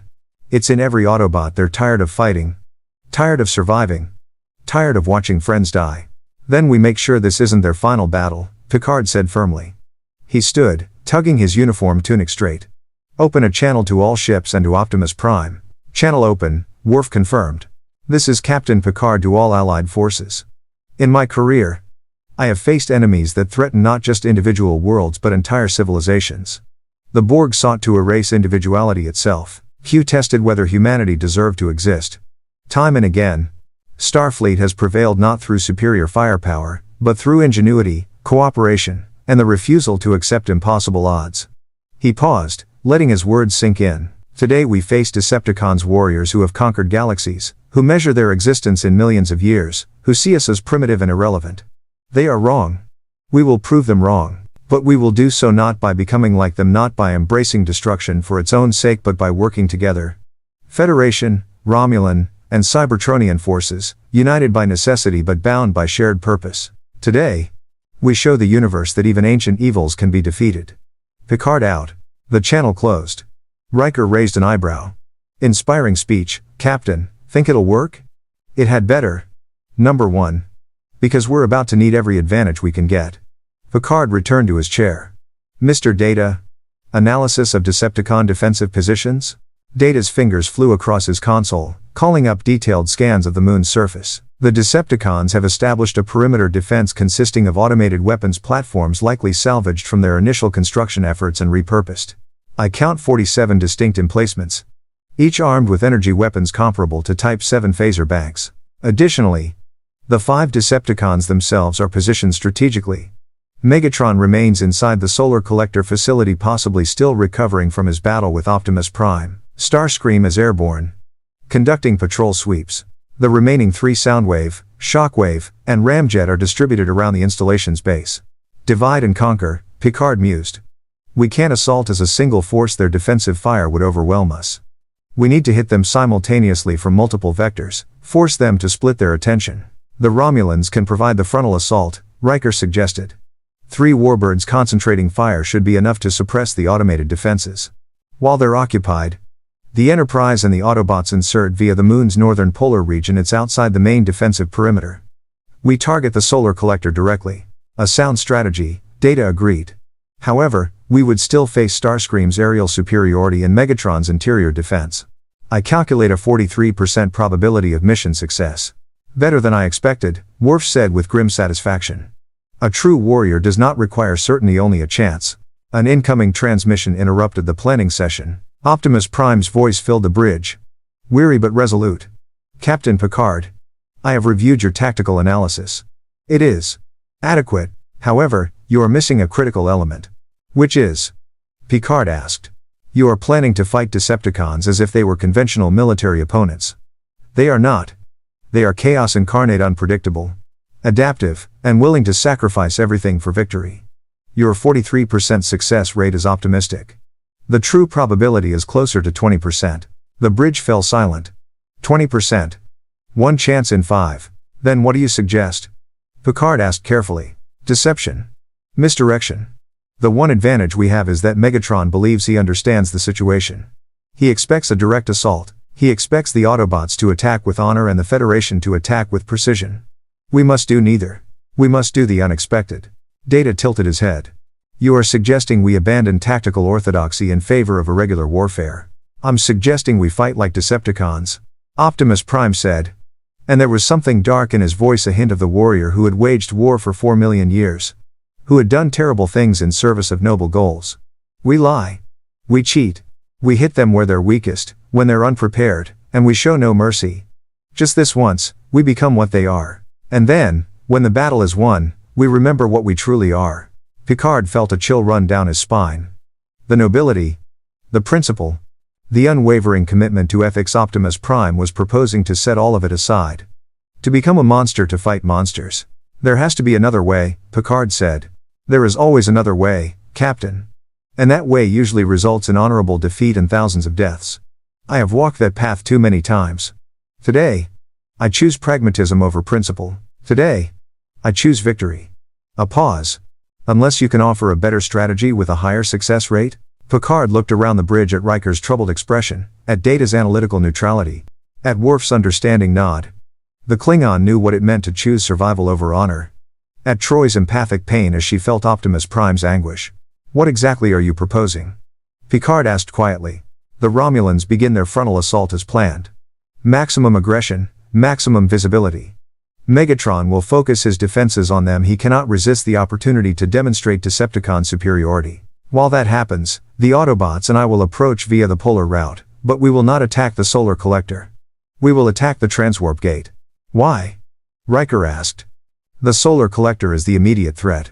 Because Megatron values conquest over survival. If he must choose between escaping to fight another day or holding this position at any cost, he will always choose escape. The moment we threaten his transwarp gate, he will divert all resources to protect it, including pulling defenders away from the Solar Collector. That is when the Enterprise strikes. You infiltrate the facility, you take control of the Energon synthesis systems, and you shut down the entire installation before Megatron realizes what has happened. Data ran calculations.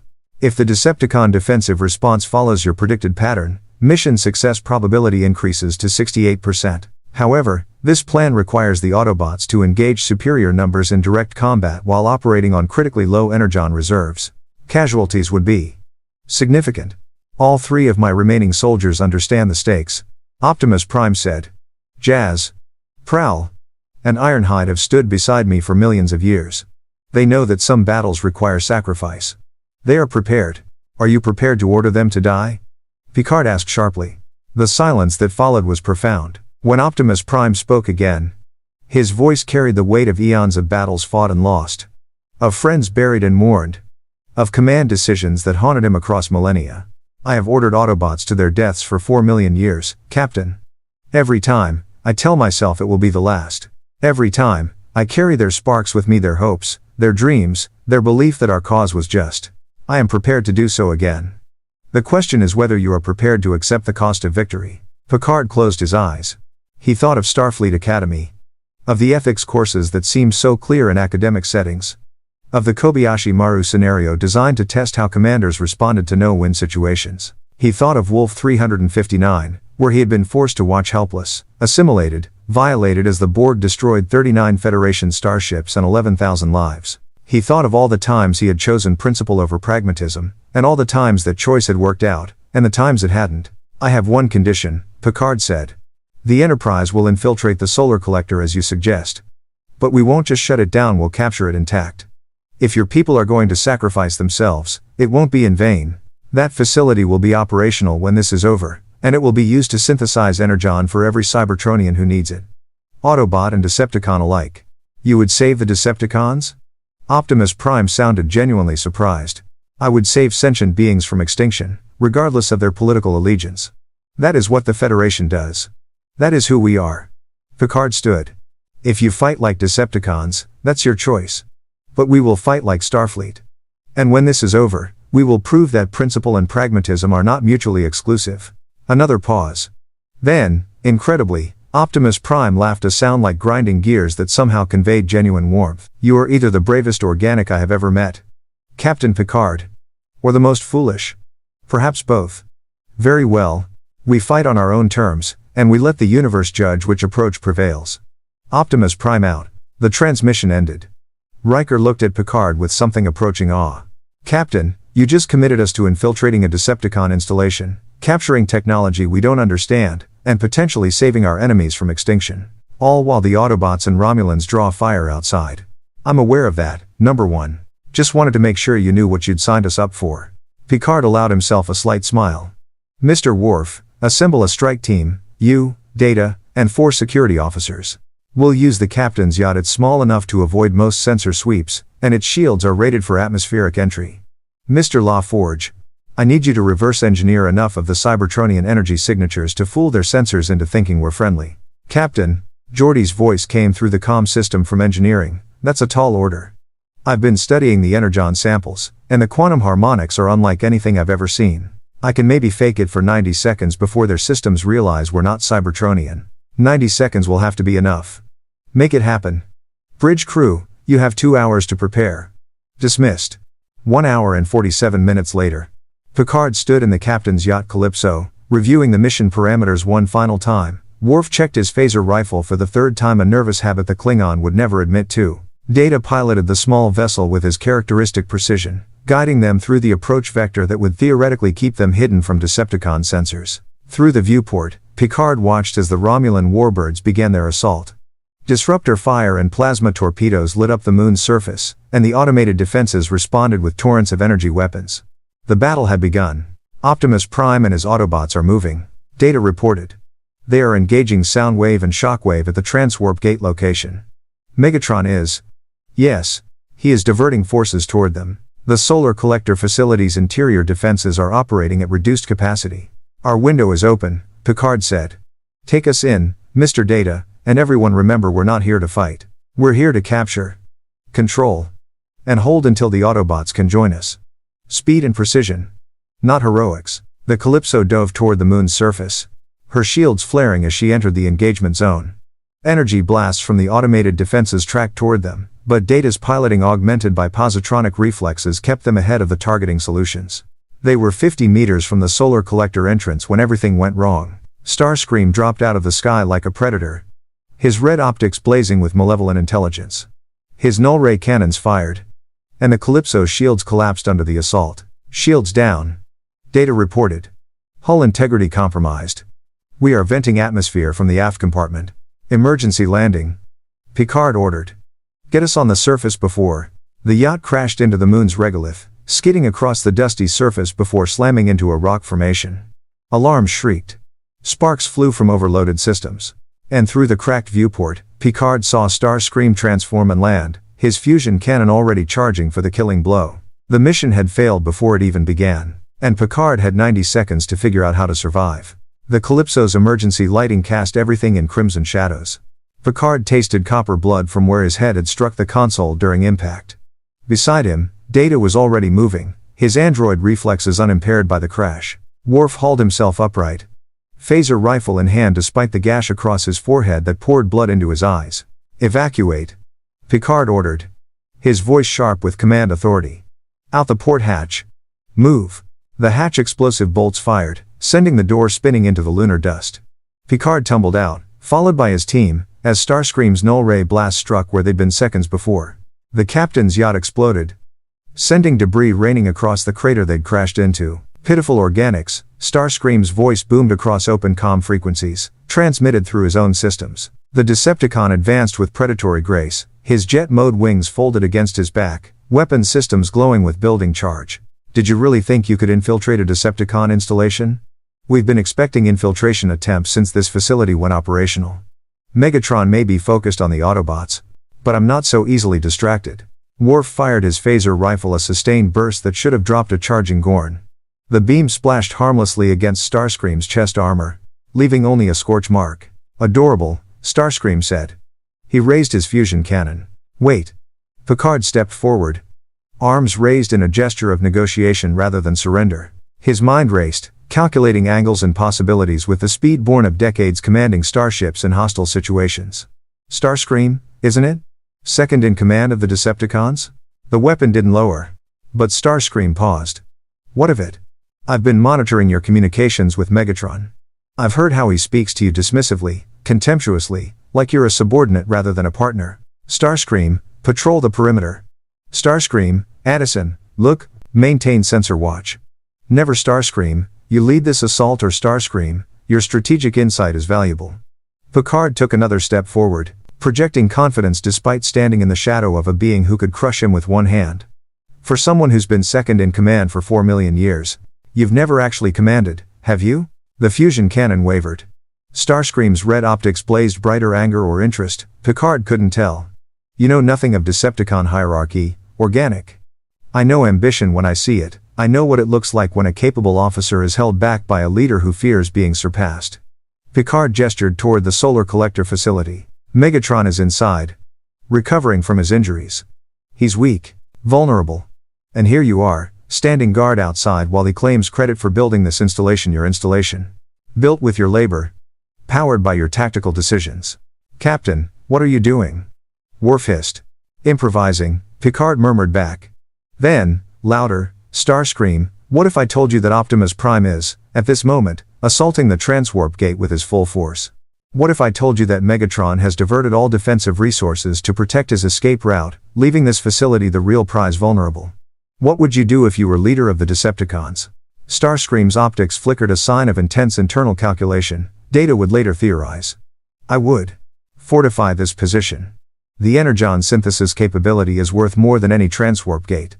With unlimited fuel, we could build armies, conquer galaxies. Megatron's obsession with that gate is short-sighted." "Exactly." Picard pressed his advantage. "But you're not the leader. You're the lieutenant who follows orders, who does the work while Megatron takes the glory. Unless what?" The question came out hungry, desperate. "Unless you prove yourself the superior tactician. You capture us Federation officers attempting infiltration. You bring us to Megatron as prisoners, demonstrating your vigilance. And when Megatron inevitably tries to claim credit for your capture, you reveal that you've been monitoring his communications, you've analyzed his strategic failures, and you have evidence of his weakness. In front of the other Decepticons. In front of Soundwave, Shockwave, Ramjet, you challenge him for leadership when he's at his most vulnerable." Starscream lowered his fusion cannon completely, his attention now fully on Picard. "You're suggesting a coup. I'm suggesting that merit should determine leadership, not simply holding on to power through fear. Isn't that what the Decepticon revolution was supposed to be about? Breaking the old caste systems? Letting ability determine status?" For a moment, Starscream seemed to consider it. Then his optics dimmed with what might have been suspicion.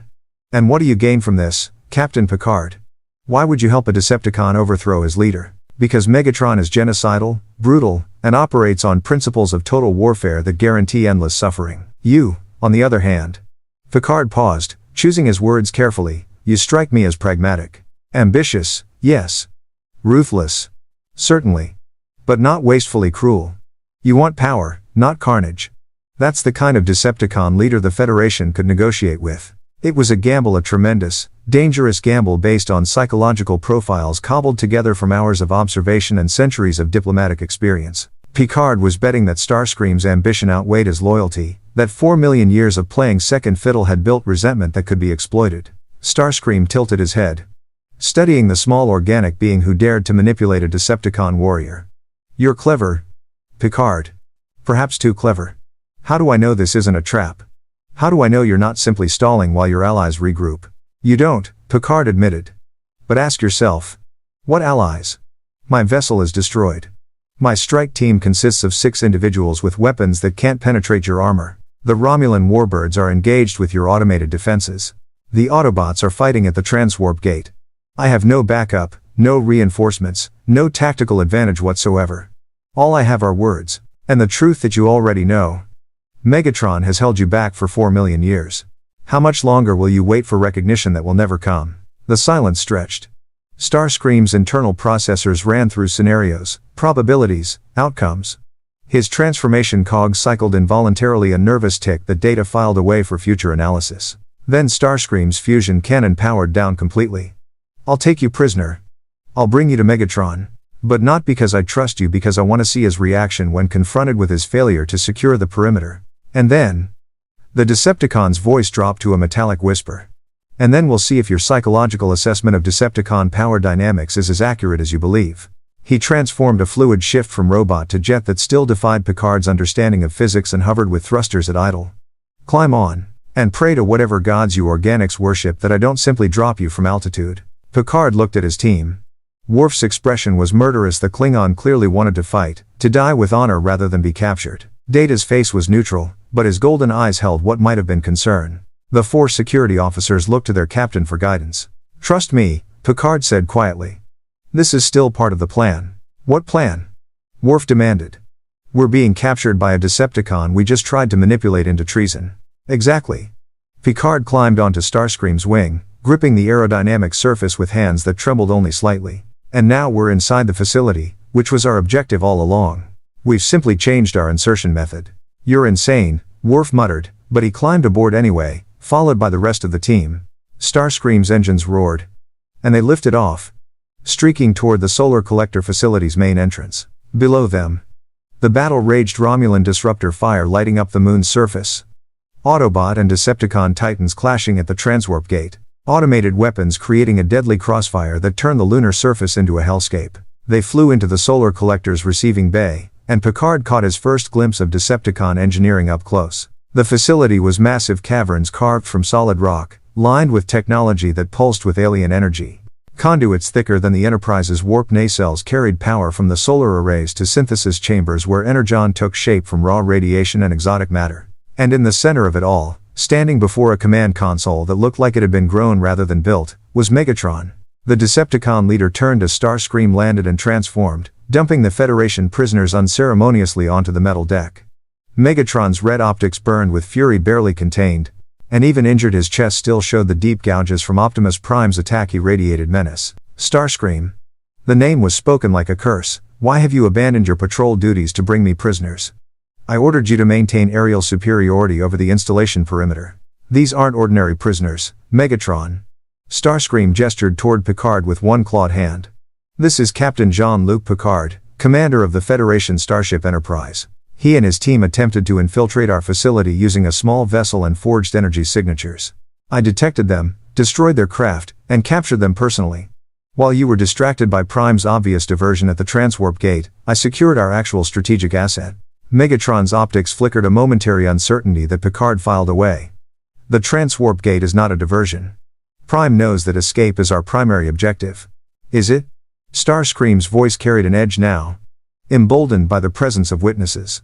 Soundwave had entered the chamber, his cassette deck chest gleaming, And Shockwave's single cyclopean optic observed from a monitoring station? Or is the transwarp gate your obsession with legacy? Megatron, who conquered dimensions. Megatron, who opened gateways between realities. Meanwhile, this facility, which can provide unlimited energon, which can fuel an army that would make conquest inevitable, is left with minimal defenses. Are you questioning my tactical judgment? Megatron took a step forward, and the deck plating groaned under his weight. I'm questioning whether your injury has impaired your strategic thinking. Starscream stood his ground, a remarkable act of defiance that made even Picard nervous. You're wounded, Megatron. Optimus Prime bested you in combat. Perhaps it's time to acknowledge that leadership requires more than brute force. Perhaps it requires vision. Vision? Megatron's laugh was like an avalanche. You speak of vision while standing before the monument to my genius? This facility exists because I designed it, because I commanded its construction, because Shockwave engineered the energy collectors. Starscream interrupted. Because Soundwave calculated the orbital mechanics. Because I coordinated the construction while you recovered from your humiliating defeat. We built this facility, Megatron. Not you. Us. The chamber fell absolutely silent. Soundwave's cassettes clicked nervously. Shockwave's optic dimmed and brightened, the Cybertronian equivalent of a sharp intake of breath. And Megatron's fusion cannon began to glow. Treachery, Megatron said softly. After 4 million years, you finally found the courage to challenge me openly. Very well, Starscream, I will give you what you've always wanted, the chance to prove you're worthy of leadership. Let us see if your ambition is matched by your ability. The fusion cannon fired. But Starscream was already moving, his transformation initiated before the blast completed. He became a jet, engines screaming as he rocketed upward toward the cavern's ceiling. Megatron's shot carved through the space he'd occupied, striking a power conduit that exploded in a shower of sparks and energon vapor. Everyone down, Picard shouted. Throwing himself behind a structural support, his team scattered, seeking cover as the two Decepticons engaged in combat that made the Enterprise's weapons seem like children's toys. Starscream strafed from above, his null-ray cannons firing in controlled bursts. Megatron returned fire with his fusion cannon, each shot powerful enough to vaporize a starship. The cavern became a war zone. Energy blasts carving new wounds into ancient rock. The air thin as it was on this moon, filling with the ozone smell of discharged weapons. Data. Picard had to shout to be heard over the combat.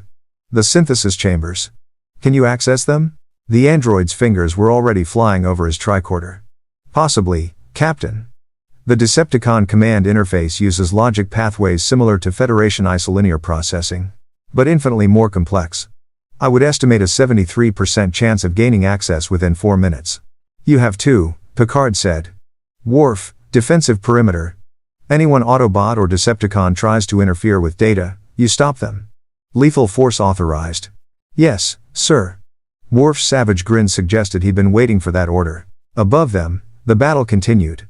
Megatron grabbed a structural support and tore it free, hurling the massive beam at Starscream like a javelin. The aerial Decepticon twisted, dodging, but the beam clipped his wing. He spiraled, struggling to maintain altitude. And Megatron used the opening to leap an impossible jump that carried his massive frame 10 meters into the air. He caught Starscream's fuselage, dragged him down, and they crashed to the deck in a tangle of metal and fury. You have dreamed of this moment, Megatron snarled, his hands around Starscream's throat. Countless times. You have imagined yourself as Decepticon leader. Let me show you why you would fail. He slammed Starscream's head into the deck once, twice, 3 times, Energon sprayed. Metal shrieked. And Picard realized with cold certainty that he'd just sentenced Starscream to death with his manipulation. Captain, Data called. I have accessed the synthesis chamber controls. However, there is a problem. What kind of problem? The Energon synthesis process requires continuous power from the solar collector. If I shut down the facility as planned, all Energon production ceases. The Cybertronians will run out of fuel within hours. However, if I leave it operational, the Decepticons can continue to arm themselves. I require command decision. Do we save Cybertronian lives or prevent Decepticon resurgence? Picard looked at the battle, at Megatron crushing Starscream with methodical brutality, at Soundwave and Shockwave observing with the cold calculation of those deciding whether to intervene, at the massive facility around them that represented both salvation and threat, and he made the only choice a Starfleet captain could make. We save lives, Mr. Data. All lives. Activate the synthesis process at maximum output. Flood this facility with energon enough for every Cybertronian in this system. Autobot and Decepticon alike. Sir, that will take approximately 6 minutes. During that time, Megatron could kill us all, yes. But if we don't do this, they all die anyway. Execute the command, Commander.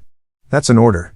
Data's fingers moved across the alien interface, and deep within the facility, fusion reactors roared to life. The solar collector arrays outside tilted, focusing their accumulated energy into the synthesis chambers. And pure Energon, glowing, crystalline, impossibly beautiful, began to form in processing tanks that hadn't been at capacity since the facility's construction. Megatron stopped mid-blow, his sensors detecting the energy surge. He dropped Starscream's semi-conscious form and turned toward the synthesis chambers, his optics widening with something that might have been awe. "What have you done?" he demanded. Picard stepped out from cover, standing before the Decepticon leader with nothing but principle to protect him. "I've made sure no one dies today because of Energon starvation. Not Autobots, not Decepticons, not anyone. You wanted fuel? You have fuel. Enough for everyone. Now the question is, what will you do with it?" Megatron stared at him, and for the first time since arriving in this universe, the ancient warlord seemed genuinely uncertain. The synthesis chambers hummed, producing salvation or damnation, and everyone waited to see which it would be. The Energon synthesis chambers glowed with ethereal blue light, casting alien shadows across the cavern. Megatron stood motionless, his red optics fixed on the processing tanks where pure Energon crystallized from stellar radiation and exotic matter. His fusion cannon remained powered, pointed at Picard, but the Decepticon leader's attention was divided between the organic who had just given him exactly what he wanted and the implications of that gift. "You're either the most foolish being I've ever encountered," Megatron said slowly, "or the most cunning. I cannot decide which. Perhaps I'm neither," Picard replied, his voice steady despite standing in the shadow of a being who could end his life with a thought. "Perhaps I'm simply a Starfleet officer who believes that all sentient life has value, even lives spent in service of causes I find abhorrent." Sentiment. Megatron spat the word like a curse. Weakness masquerading as virtue. You hand your enemy the means to destroy you and call it principle. The Federation's naivety will be its downfall. Will it? Picard gestured toward the synthesis chambers. "Right now, Optimus Prime and his Autobots are fighting at your transwarp gate, expending the last of their Energon reserves to stop what they believe is your escape route. They're dying, Megatron. Warriors who have stood against you for 4 million years are entering stasis lock one by one, and here you stand, with unlimited Energon at your disposal, with the power to refuel and obliterate them permanently." He paused, letting the moment stretch. "So do it, prove me the fool. Prove that my faith in the possibility of change was misplaced. Take the Energon. Destroy the Autobots. And show the universe that the Decepticons are exactly what everyone believes them to be, monsters incapable of anything but conquest and destruction." Megatron's optics blazed brighter. "You dare challenge me? You, who are so fragile I could crush you between my fingers." "I'm not challenging your strength, Megatron. I'm challenging your imagination."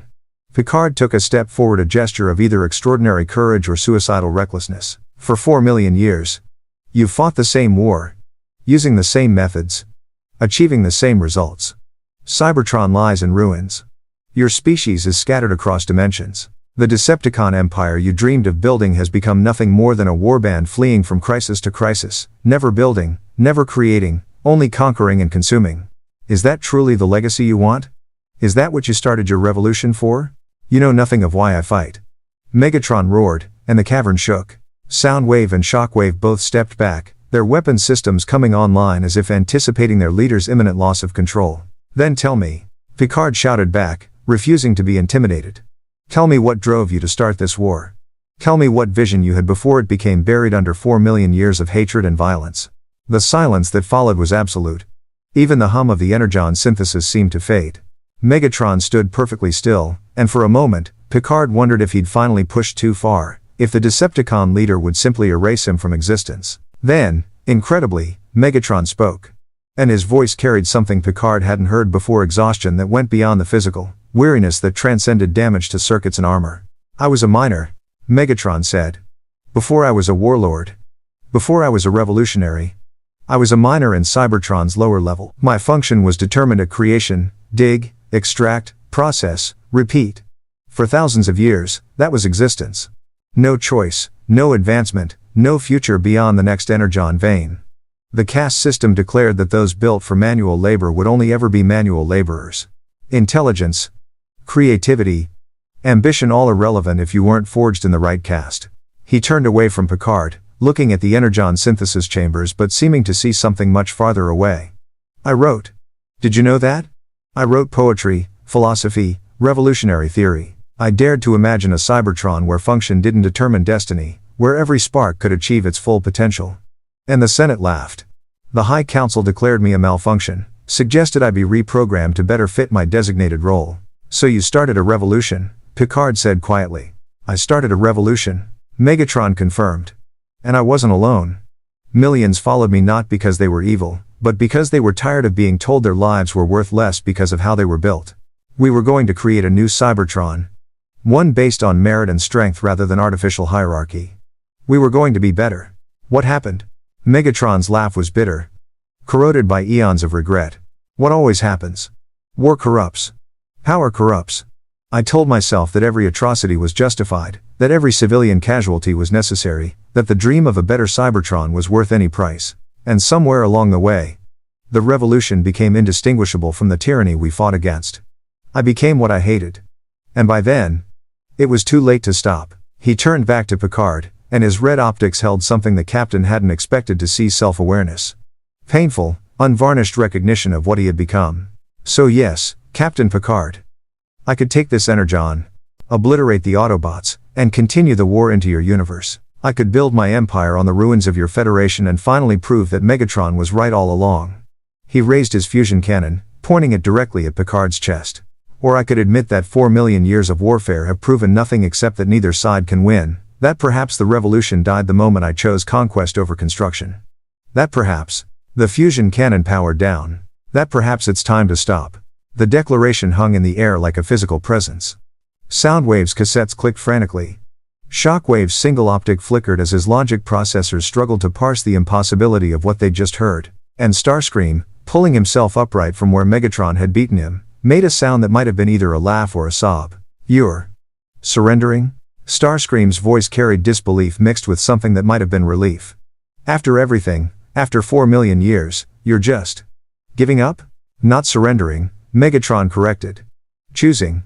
For the first time in longer than I can remember. I'm making a choice based on what could be rather than what has been. Captain Picard is right, I have imagination. I imagined a better Cybertron once. Perhaps it's time to imagine it again. Data's comm badge chirped, and Riker's voice came through urgently. Captain, we're detecting a massive energy surge from the solar collector facility. The synthesis chambers are producing Energon at unprecedented rates. Is everything? Are you secure? We're secure, number one, Picard said, never taking his eyes off Megatron. Inform Optimus Prime that Energon is available for all Cybertronians who need it. Autobot and Decepticon alike. Sir, did you just say? You heard correctly, Commander. We're ending this war. At least for today. Picard out. An explosion rocked the facility. Alarms shrieked through the cavern, and the synthesis chamber's harmonics shifted into a dangerous frequency. Data's tricorder shrilled. Captain. The Energon synthesis process has destabilized. I believe my interface with the Decepticon systems created a feedback loop. The solar collector arrays are overloading, they're drawing too much energy from the star too quickly. If the reaction continues, it will trigger a cascading failure that could rupture the arrays and release enough radiation to sterilize this entire moon. Can you stop it? Picard demanded. Negative. The process has achieved critical momentum. However, I calculate that if we manually override the collector array positioning systems and turn them away from the star, the energy input would decrease below critical thresholds. The synthesis would continue but at sustainable levels. Where are these positioning systems? Shockwave spoke for the first time, his voice utterly devoid of emotion, pure logic made audible. The primary control node is located in the central collector array. External access only, atmospheric exposure. High radiation environment. Organic life forms would experience lethal exposure within 30 seconds. Cybertronian systems would be degraded but survivable. Then I'll go. Megatron said. Before anyone could respond. He was moving toward the exit shaft that led to the surface. If this facility is to represent a new beginning rather than another apocalypse, then let it begin with me cleaning up my own mess. Megatron, wait, Picard started. The Decepticon leader paused, looking back. Captain, you gambled everything on the possibility that even I could change. Let me prove you weren't entirely foolish. Besides, and here his tone carried something that might have been dark humor, if I die fixing this, it solved several political problems for everyone involved. He transformed and rocketed toward the surface before Picard could argue further. Through Data's tricorder linked to the facility's sensors, they watched Megatron emerge onto the lunar surface. The solar collector arrays loomed above him, massive structures covered in energy receptors that blazed with stolen starlight. Radiation poured through the area in waves that would have killed any organic being instantly. Even Megatron's advanced Cybertronian systems began showing immediate degradation, his armor blistering, his transformation cogs seizing, his optical sensors flickering. But he kept moving. The control node is sealed with Cybertronian encryption, Data reported. Watching the data stream, Megatron is manually overriding the locks. His right arm actuators have ceased functioning due to radiation exposure. He is compensating with his left. His Energon reserves are dropping rapidly. The radiation is breaking down the molecular bonds that maintain cohesion. Captain, at current deterioration rates, he will enter stasis lock in 90 seconds. On the surface, the Autobots had detected the energy surge and were converging on the solar collector facility. Optimus Prime's voice came through every communication frequency, urgent and confused. Megatron. What are you doing? Why are you at the collector arrays? What I should have done 4 million years ago, Prime, Megatron transmitted back, his voice degrading as his systems failed. Something constructive instead of destructive. Tell me, old enemy, if I die saving everyone instead of destroying them, does that balance the scales? Does that count for anything? Megatron, you stubborn fool, get out of there. This isn't what? Isn't heroic? Isn't redemptive? You're right. One act doesn't erase 4 million years of atrocity. But it's a start. And sometimes, Prime, a start is all anyone gets. The control node opened.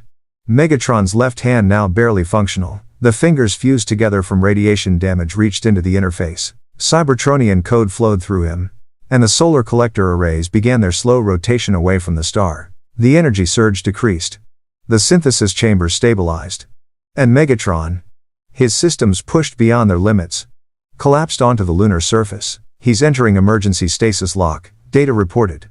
His spark signature is weak but present. If we can extract him within the next 5 minutes and provide Energon infusion. Do it, Picard ordered. Beam him directly to our cargo bay. Dr. Crusher, prepare to receive a Cybertronian patient. And someone get Optimus Prime on subspace immediately. The Autobot leader appeared on the view screen moments later. His battle damage evident but his optics blazing with intensity. Behind him, Jazz, Prowl, and Ironhide stood in various states of injury and exhaustion. Captain Picard, what happened? Megatron's life signature just went offline, and my sensors are detecting. He paused. His advanced optics processing information faster than his voice could articulate. You activated the Energon synthesis at full capacity. The entire facility is producing fuel. And Megatron, he saved it? He saved everyone? He did, Picard confirmed. And now he's aboard my ship, in stasis lock, possibly dying. Optimus Prime, I need your help. If there's any way to stabilize him, any medical procedure, I'm on my way. The transmission cut as Optimus Prime transformed and rocketed toward the Enterprise. 15 minutes later, Picard stood in cargo bay 2, watching as Optimus Prime, having been transported aboard via a carefully calibrated multi-stage beam procedure, worked on Megatron's damaged form. The Decepticon leader lay on a reinforced platform, his once mighty frame now scarred and blistered, his optical sensors dark. Beverly Crusher assisted, her medical knowledge combined with Optimus Prime's Cybertronian expertise, creating an improvised surgical procedure that blended Federation medicine with mechanical engineering. Data monitored spark signatures and Energon flow rates. Worf stood guard. Though against what threat? No one could say. His spark is anchored. Optimus Prime said finally, straightening from his work. The Energon infusion stabilized the quantum coherence. He'll survive. Whether he'll wake up the same Megatron who entered that radiation field. He trailed off. You fought him for 4 million years, Picard observed. You know him better than anyone. Do you think he meant what he said? About choosing differently? Optimus Prime was silent for a long moment, his optics fixed on his ancient enemy's still form. When he spoke, his voice carried the weight of eons. I think Megatron has always had nobility buried beneath his rage. I think the miner who wrote poetry about freedom still exists somewhere inside the warlord who conquered galaxies. But I also think that 4 million years of war have carved wounds too deep for simple redemption. He looked at Picard. You gave him a choice, Captain. The first real choice he's had in longer than either of us can imagine. He chose to save lives instead of take them. That's significant. Whether it's enough to change the fundamental trajectory of his existence. Time will tell. And the other Decepticons? Picard asked. Starscream, Soundwave, Shockwave, they witnessed everything. How will they react? Starscream will see opportunity. A weakened Megatron is a Megatron who can be challenged. Soundwave will remain loyal until proven otherwise. His entire function is based on devotion to the cause. Shockwave will calculate probabilities and make the logical choice. Optimus Prime's gaze never left Megatron. But the equation has changed. For the first time in millions of years, both sides have what they need to survive. We're not fighting over Energon anymore. We're not scrambling for resources or desperate for fuel. Everyone can simply stop. Will they? Picard asked. I don't know. The admission carried profound uncertainty. The war has defined us for so long that I'm not sure any Cybertronian remembers how to exist without it. Peace isn't a treaty or an armistice, it's a state of being. And neither Autobots nor Decepticons have experienced that state in 4 million years. On the platform, Megatron's optics flickered a brief flash of red that suggested consciousness returning. Then fading again into darkness. He saved everyone, Optimus Prime said softly. Including me. I don't know how to process that. My enemy, my rival, the being I've fought across galaxies and dimensions, sacrificed himself to prevent a catastrophe. That changes things. Picard. I'm just not sure how yet. The cargo bay fell silent, save for the gentle hum of medical equipment and the distant thrum of the Enterprise's engines. Outside, the combined fleet maintained their positions. Romulan warbirds, Autobot warriors, and one Federation starship, all waiting to see what would happen when the ancient war finally paused. And in that silence, something unprecedented took shape. Not peace. Not yet.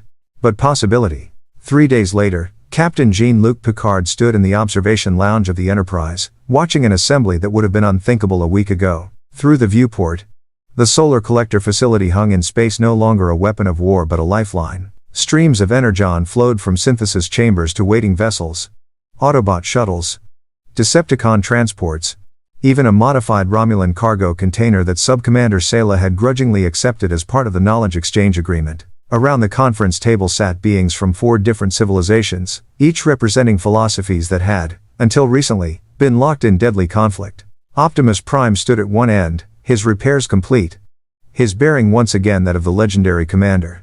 Beside him, Jazz, Prowl, and Ironhide, the surviving Autobots, maintained watchful positions. At the opposite end, Megatron sat in a specially reinforced chair. His recovery had been slower, his radiation damage more severe than initially assessed. His right arm remained partially non-functional, and his voice carried a synthesized rasp from damaged vocal processors.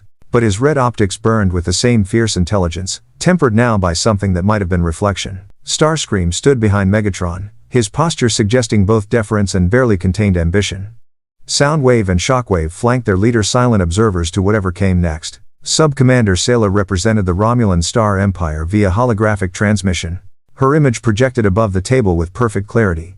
And at the table's center, Picard sat with Riker, Data, Troy, and Worf, the Federation delegation to what was being called the Cybertron Accords.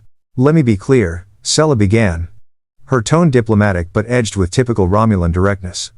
The Empire has honored its agreement. We provided military support against the Decepticon installation. We've refrained from salvaging Cybertronian technology without consent. And we've withdrawn our vessels to the neutral zone border. In exchange, we received detailed technical specifications on Energon synthesis information that may revolutionize our energy infrastructure. The Empire considers this matter closed. With one exception, Picard interjected. The Romulans have requested ongoing access to the solar collector facility for energy research. The Cybertronians need to determine if that access will be granted. All eyes, organic and optical, turned to the 2 Cybertronian leaders. Megatron spoke first, his damaged voice carrying unexpected weight. The facility was built with Decepticon labor, Decepticon engineering, and Decepticon vision. By rights, it belongs to us. However, he paused, and Picard detected the internal struggle playing out behind those red optics. However, Captain Picard's intervention demonstrated that hoarding resources leads to conflict. The Autobots needed Energon. We needed Energon. The moment one side controlled all access, war became inevitable. Perhaps, shared custody would prevent future conflicts. Starscream's optics blazed. You're suggesting we give the Autobots equal access to our facility? Megatron, this is practical, Megatron interrupted, his tone brooking no argument. Starscream, you challenged me for leadership based on tactical superiority. Here's your first lesson. Sometimes, the strategic advantage lies in denying your enemy a reason to fight. If both Autobots and Decepticons can refuel freely, neither has incentive to attack the other. At least, not over resources. Optimus Prime leaned forward, his massive hands flat on the table's reinforced surface. Megatron, are you proposing a truce? I'm proposing pragmatism. We're trapped in this universe until we can repair or rebuild transwarp technology. That could take months. Possibly years. During that time, we can either waste Energon fighting each other, or we can conserve resources and focus on returning home. Megatron's gaze swept the room. Unless you'd prefer to continue our war here. In someone else's galaxy. Destroying their worlds the way we destroyed ours? The silence was profound. Troy's empathic senses were working overtime. She could feel the weight of 4 million years of hatred pressing against this fragile moment of possibility. The immense difficulty both leaders faced in even considering peace. There are conditions. Optimus Prime said carefully. If the Decepticons are to have access to unlimited Energon, the Autobots require assurances. No attacks on organic civilizations. No conquest campaigns. No building of weapons systems beyond what's necessary for self-defense. Can you agree to those terms? Megatron's laugh was harsh. You're asking Decepticons to stop being Decepticons, you're asking warriors to become. What? Explorers? Scientists? Poets? Yes, Picard said simply. That's exactly what we're asking. Megatron, you told me you were a miner who wrote poetry before you became a revolutionary. Perhaps it's time to remember that version of yourself. Perhaps all Decepticons should remember what they were before the war defined them. And what were we, Captain? Soundwave spoke for the first time, his voice modulated and eerie. We were slaves to a system that declared our functions at creation. We were assigned roles and told to be grateful for purpose. The Decepticon revolution was about freedom to choose our own destinies. You ask us to stop being Decepticons, but being Decepticon means being free. Then be free, Data said, his literal mind cutting through the philosophical complexity. If Decepticons value freedom of choice, choose something other than conquest. Choose to build rather than destroy. Choose to create rather than consume. Freedom means having options, exercise them.